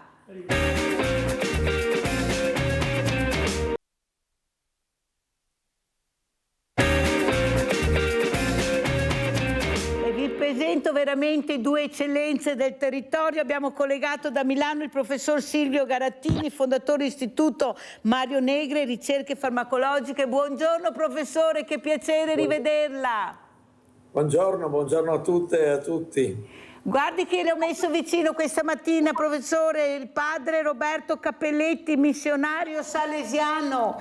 Ecco, una missione in Brasile che veramente non finirà mai, sono convinta, padre Cappelletti, mai, come dice il professor Garattini, mai demordere, sempre andare avanti, vince, mi ha spronato tante volte e io lo dicevo ai politici, professore, quello che mi diceva lei, ed erano veramente in difficoltà, sa professore, perché veramente parlano, ma delle volte se si ascoltassero sarebbero anche meglio, se ascoltassero quello che dicono. Allora, padre Cappelletti, com'è la situazione? Ecco, di fronte, ecco, lei ha un'eccellenza del nostro territorio, a questi bambini che non hanno niente, non hanno neppure i vaccini, qui invece abbiamo le persone che non vogliono vaccinarsi, buttiamo via i vaccini, non hanno da mangiare, non hanno da bere, non hanno vestiti, non hanno niente. Eppure c'è questo sorriso, poi vedremo anche, ecco, questi bambini che quando arriva qualche vaccino mettono il braccio così e ti sorridono, non piangono. Cosa vuole dire anche il professor Garattini? Cosa si può fare per aiutare queste popolazioni che non hanno nessuna colpa, solo di essere nati nel posto sbagliato, nel momento sbagliato? Prego, padre. Intanto buongiorno professore. Io ho lavorato per 10 anni e poi tornerò a lavorare, insomma adesso in questo periodo sono qui in Italia, in Brasile, in due situazioni diverse. Una è con gli indigeni in Amazzonia e un'altra proprio in una città all'interno delle favelas, quindi due situazioni ben critiche, anche povere in tutti i sensi di vista, in tutti i punti di vista, anche perché in Amazzonia con gli indigeni, dove ero io, per arrivarci ci volevano 2 giorni di barca, e quindi sono proprio isolati anche dal punto di vista sociale, dal punto di vista di tutte quelle opportunità che magari i nostri giovani, i nostri ragazzi, i nostri bambini hanno e che quindi loro non possono avere.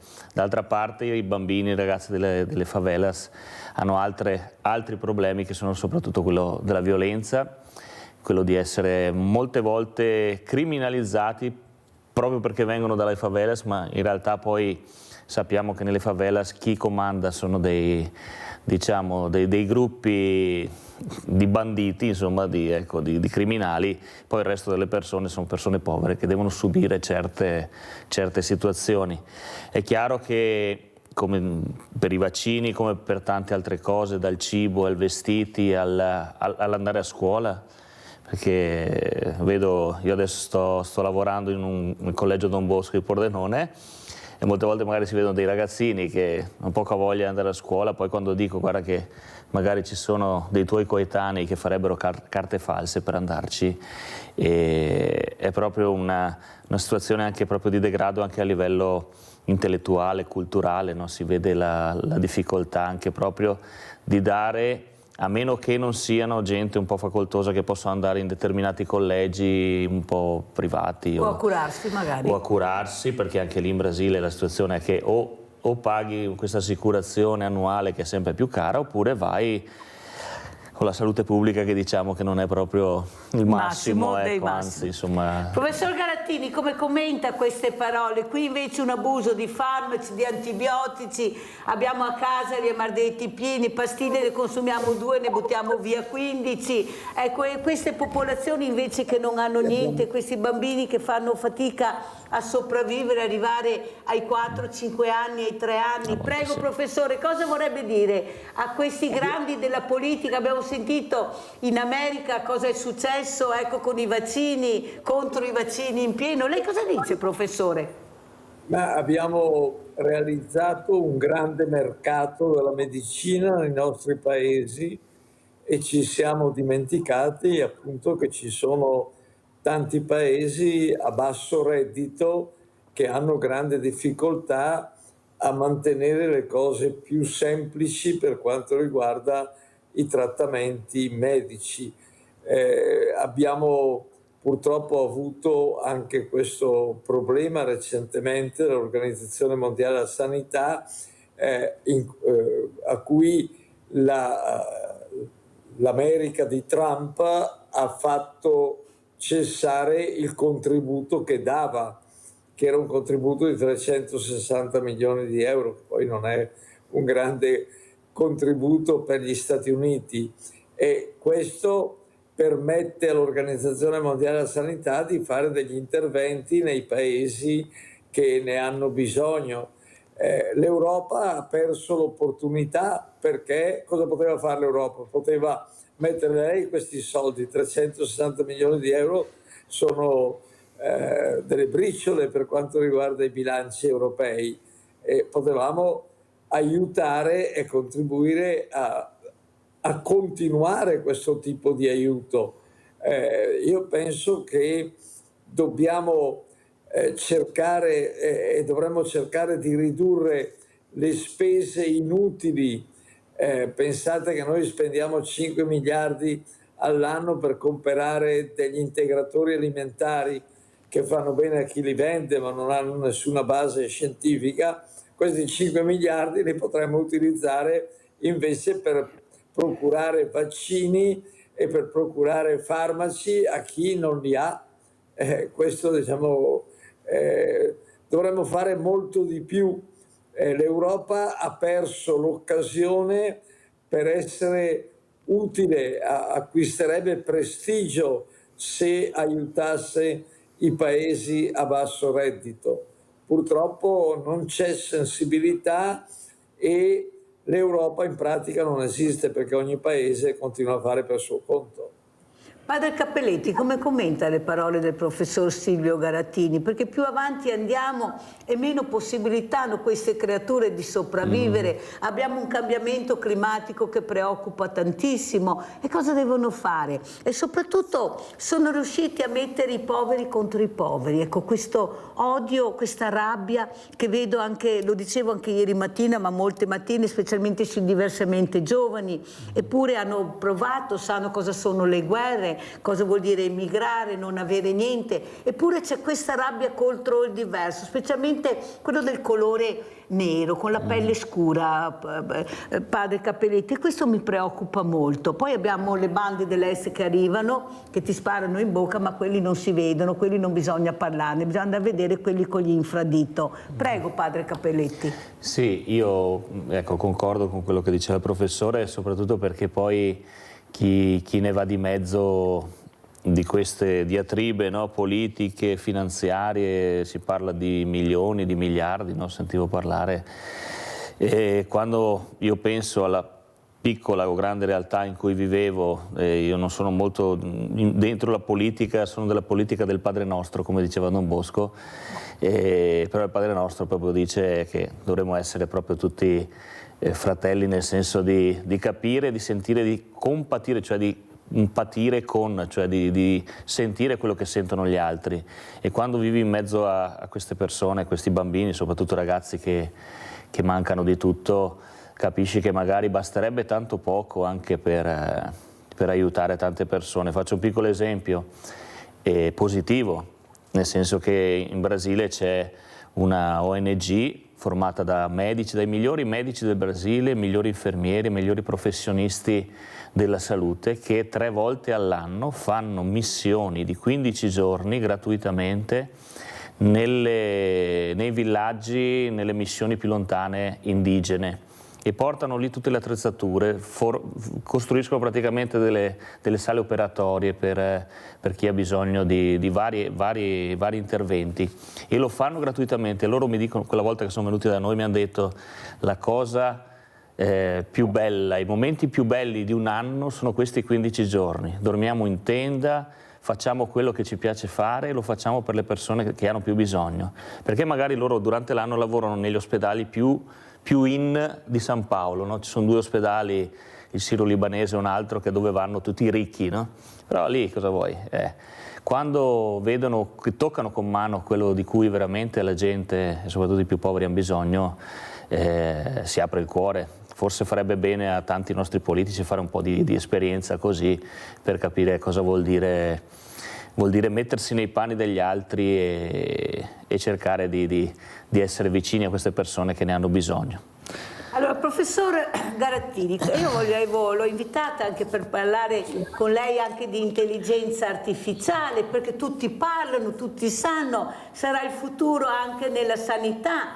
Ecco, dal suo autorevole ragionamento, cosa mi dice, professore, dell'intelligenza artificiale, che un po' alla volta qualcuno dice sostituirà l'uomo? Io non ci credo. Lei cosa ne pensa, professor Garattini? Bisogna essere molto attenti perché l'intelligenza artificiale può diventare un sistema attraverso cui ci fanno fare quello che vogliono altri. Abbiamo avuto l'esperienza di internet, dei social network, che dovevano rappresentare un sistema di informazione efficace. In realtà si ritrova tutto e l'opposto di tutto, e chi domina internet è chi vende qualcosa, e questo non dobbiamo dimenticarlo, che può avvenire anche per quanto riguarda l'intelligenza artificiale. Uno va a farsi dire racconta i suoi sintomi, e poi l'intelligenza artificiale dice: hai questa malattia, devi prendere questi farmaci. Ecco, ma chi controlla ciò che entra nell'intelligenza artificiale?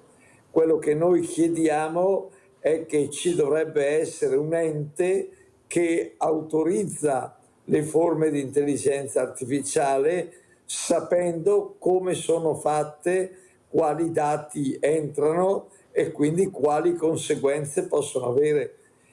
Noi avremo grandi problemi di cui non ci stiamo per nulla preoccupando, perché pensiamo che già oggi molti vanno dal medico a dire: lei mi deve prescrivere questo farmaco. Figuriamoci quando sarà disponibile anche per il pubblico l'intelligenza artificiale, come diventerà complesso il rapporto fra medico e paziente. Se non facciamo in modo che ci sia un'adeguata informazione e una preparazione a questo tipo di nuove biotecnologie, certamente avremo molti più problemi che vantaggi. Molto chiaro, la ringrazio professore di quello che ha detto. Io abbinerei anche padre Cappelletti la parola, come mi ha detto un ricercatore, etica all'intelligenza artificiale. Cos'è l'etica, padre Cappelletti? Vogliamo spiegare questa parola magica che ormai è in disuso, si usa poco, non si rispetta? Prego.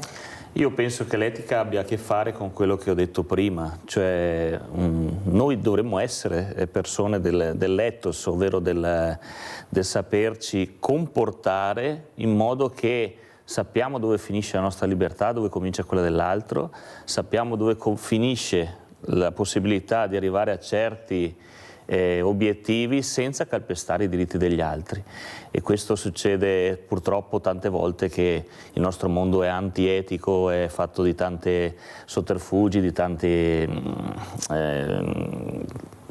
falsità, di cose che portano invece a far sì che qualcuno poi sovrasti gli altri, no? Soprattutto se vediamo a livello sociale.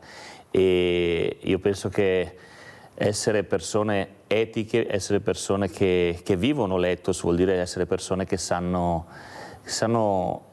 quello che dicevo prima, no? Sanno sentire quello che sentono gli altri, cercano di capire quello che può far felice gli altri, perché nessuno può essere felice da solo.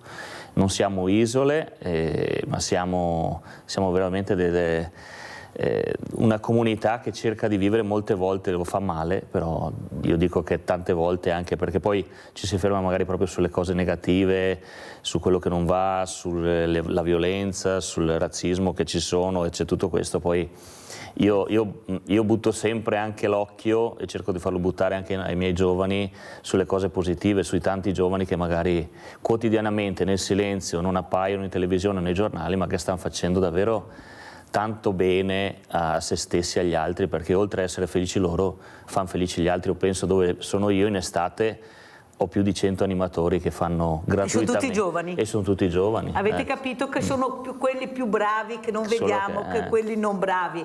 Professor Garattini, per lei la scienza, per la ricerca, la scienza, cos'è l'etica, professor Garattini?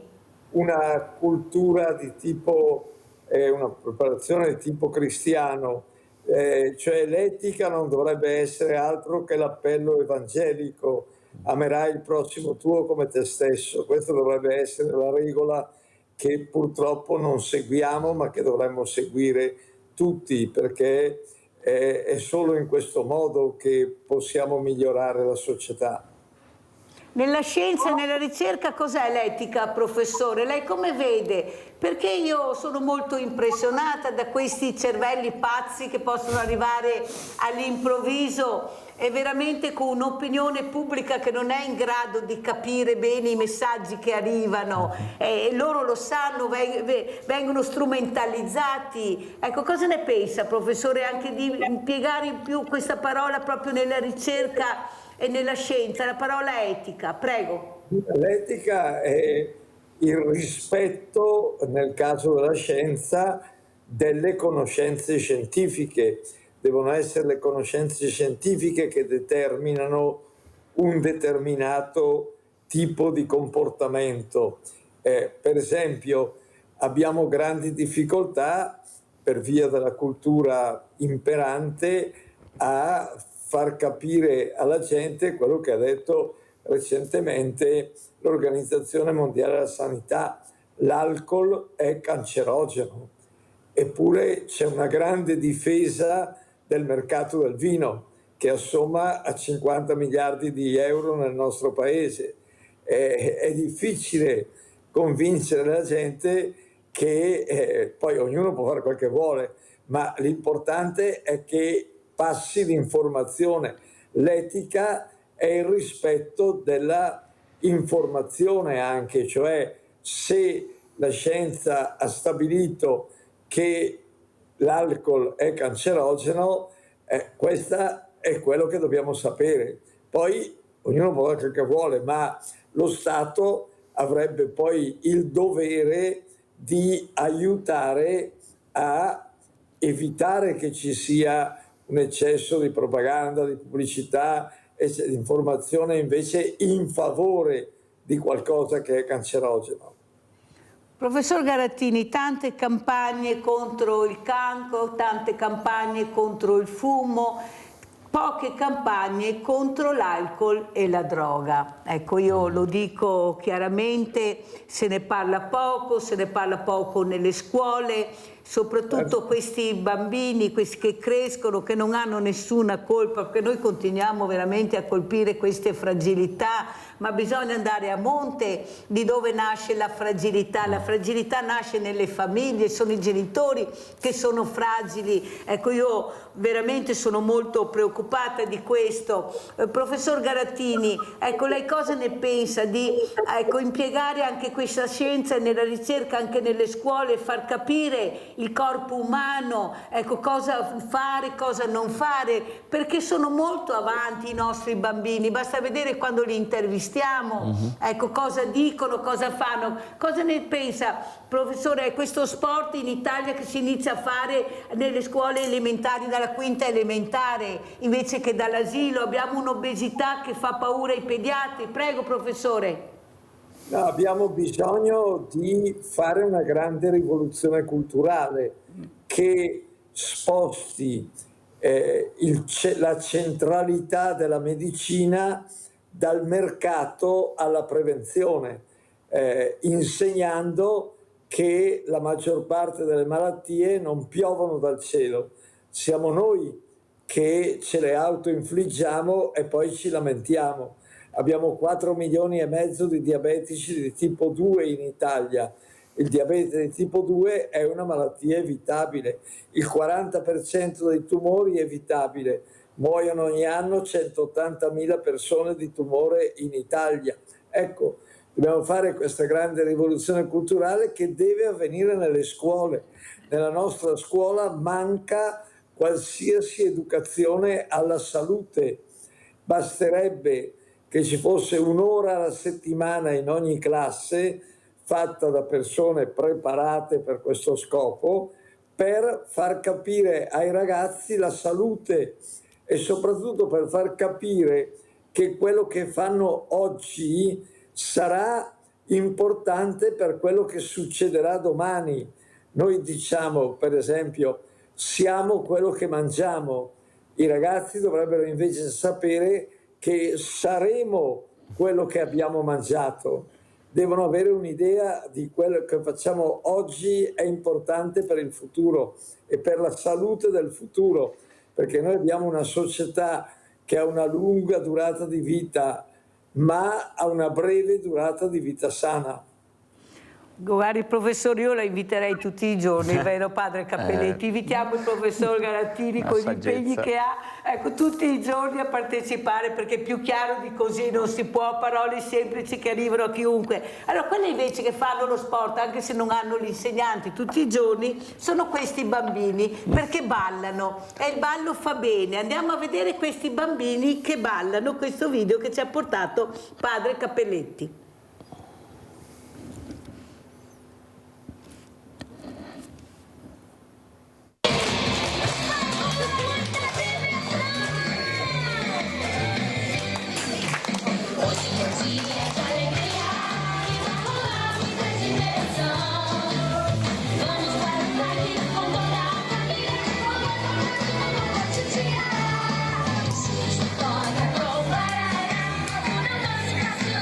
Yeah.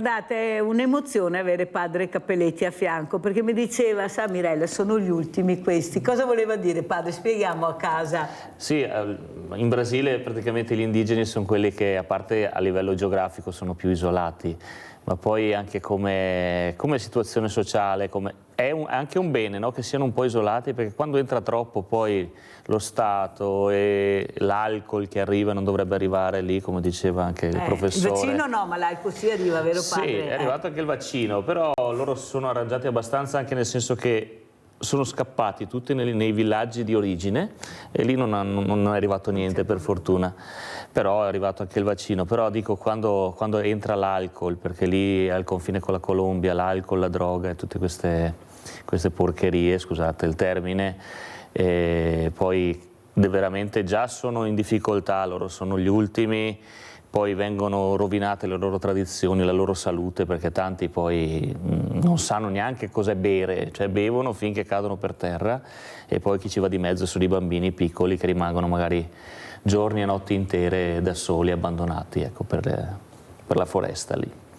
Allora, professor Garattini, con quale messaggio ci vuole salutare? Ormai siamo in chiusura, cosa ne pensa? Ecco, cosa si potrebbe fare anche il mondo del volontariato per far capire a questi potenti della terra, che sono anche pochi potenti, almeno fossero sono anche pochi, possibile non riescono a ascoltare quello di cui c'è bisogno. Ecco, la ricerca, la tecnologia ha fatto passi da gigante, la scienza non ne parliamo. Prego, professor Garattini.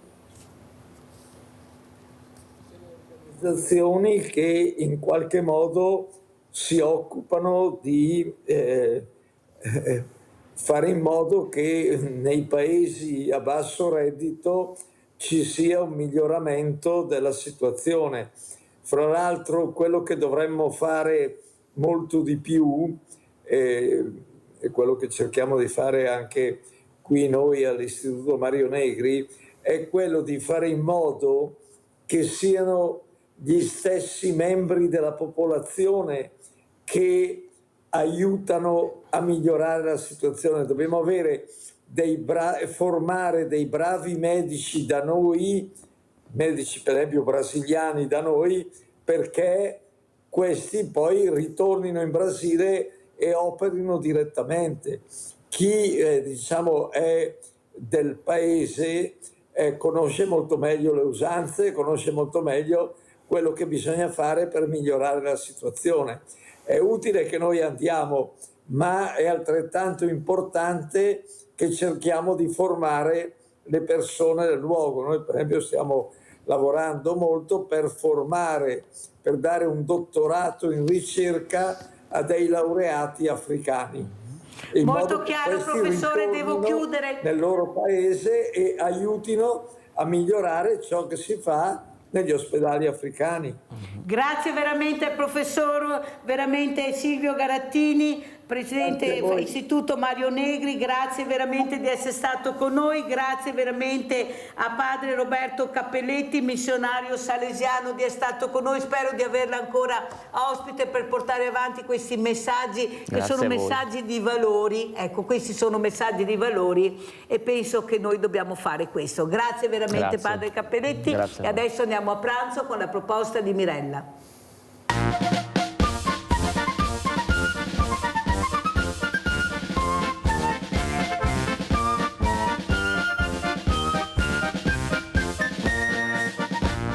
Benvenuti a Idea in Tavola. Oggi vi proponiamo dei fusilli al radicchio e manzo. È un piatto un po' particolare, un po' fuori dalle righe, un po' più costoso, ma che comunque ogni tanto è giusto fare ed è giusto proporvi.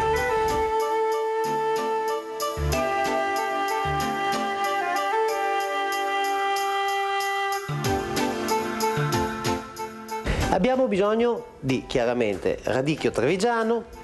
Noi useremo dei fusilli, ma va bene qualsiasi altro tipo di pasta corta, 2 fettine di filetto di manzo, un po' di cipolla, del parmigiano e un po' di burro. La ricetta incomincia così. Prendiamo il nostro cespo di radicchio trevigiano e togliamo le punte che useremo in un'altra maniera, le lasciamo a parte. Dopodiché lo taglieremo in questa maniera. Verranno fuori, come potete vedere, dei ventaglietti di radicchio trevigiano che poi andremo a cuocere. Quindi terminiamo di tagliare il radicchio, poi prendiamo un po' di cipolla, ne basta poca poca, è proprio per dare un po' di sapore al fondo. Vedete? Proprio una puntina, altrimenti insaporisce troppo. La tritiamo ed andiamo a scaldarla in una padella con un fiocco di burro. Facciamo rosolare un attimino la cipolla. Quando la cipolla ha preso un po' di colore, aggiungiamo il radicchio trevigiano tagliato in questa maniera. Nel frattempo che la cipolla rosola, noi prepariamo il filetto. Prendiamo le nostre 2 fettine, cerchiamo di seguire un attimino il taglio della carne, vedete, essendo filetto si spappola molto facilmente, e andiamo a tagliare anche questo in striscioline che andremo a cuocere in un'altra padellina piccola. Preparate queste 2 basi, possiamo passare ai fornelli e mettere nel frattempo a cuocere i nostri fusilli. La cipolla si è rosolata, aggiungiamo il radicchio, gli facciamo prendere brevemente una scottata, che si ammorbidisca un attimino, un po' di sale e dopo mezzo minuto bagniamo con il brandy abbondantino. Lasciamo pure che la fiamma si spenga in modo che la parte alcolica del brandy se ne vada. Ci resta solamente il sapore e, come potete vedere, un sughetto, una crema quasi. Questo è l'effetto della cottura, diciamo, con l'alcol, che rende cremoso questo piatto. Dopodiché ci aggiungiamo un cucchiaio di mascarpone, spegniamo il fuoco e lo facciamo sciogliere senza farlo cuocere, chiaramente. E questa è la prima parte. Fatto questo, prendiamo un'altra piccola pentolina e andiamo a saltare il filetto di manzo. Un fiocco di burro in un'altra padellina, aspettiamo che si scaldi ben bene e poi uniamo il filetto di manzo. Ecco, qua deve essere una cottura veloce, possibilmente fare in maniera che all'interno il filetto non si cuocia molto, quindi deve semplicemente prendere un po' di colore, un pizzichino di sale anche qui, altri 10 secondi e poi spegniamo il fuoco. Spegniamo il fuoco e andiamo a vedere i nostri fusilli che dovrebbero essere pronti. I fusilli sono pronti e li mettiamo nella prima padella con il radicchio trevigiano ed il mascarpone. Giriamo bene il tutto e andiamo a preparare il piatto. Eccoci qui, mettiamo al centro del piatto i nostri fusilli con il radicchio tagliato come avete visto prima, cerchiamo di metterlo in superficie, poi prendiamo il filetto, lo appoggiamo sopra, vedete che è rimasto anche un po' il sangue, un pochino del sugo del filetto che si è creato, che insaporisce ben bene tutto quanto, e chiudiamo con 2 scagliette di parmigiano che con il calore che diffonde la pasta asciutta si sciolgono un pochino, e ci mettiamo in decorazione 2 di questi puntine di radicchio trevigiano. Signori, buon appetito a voi!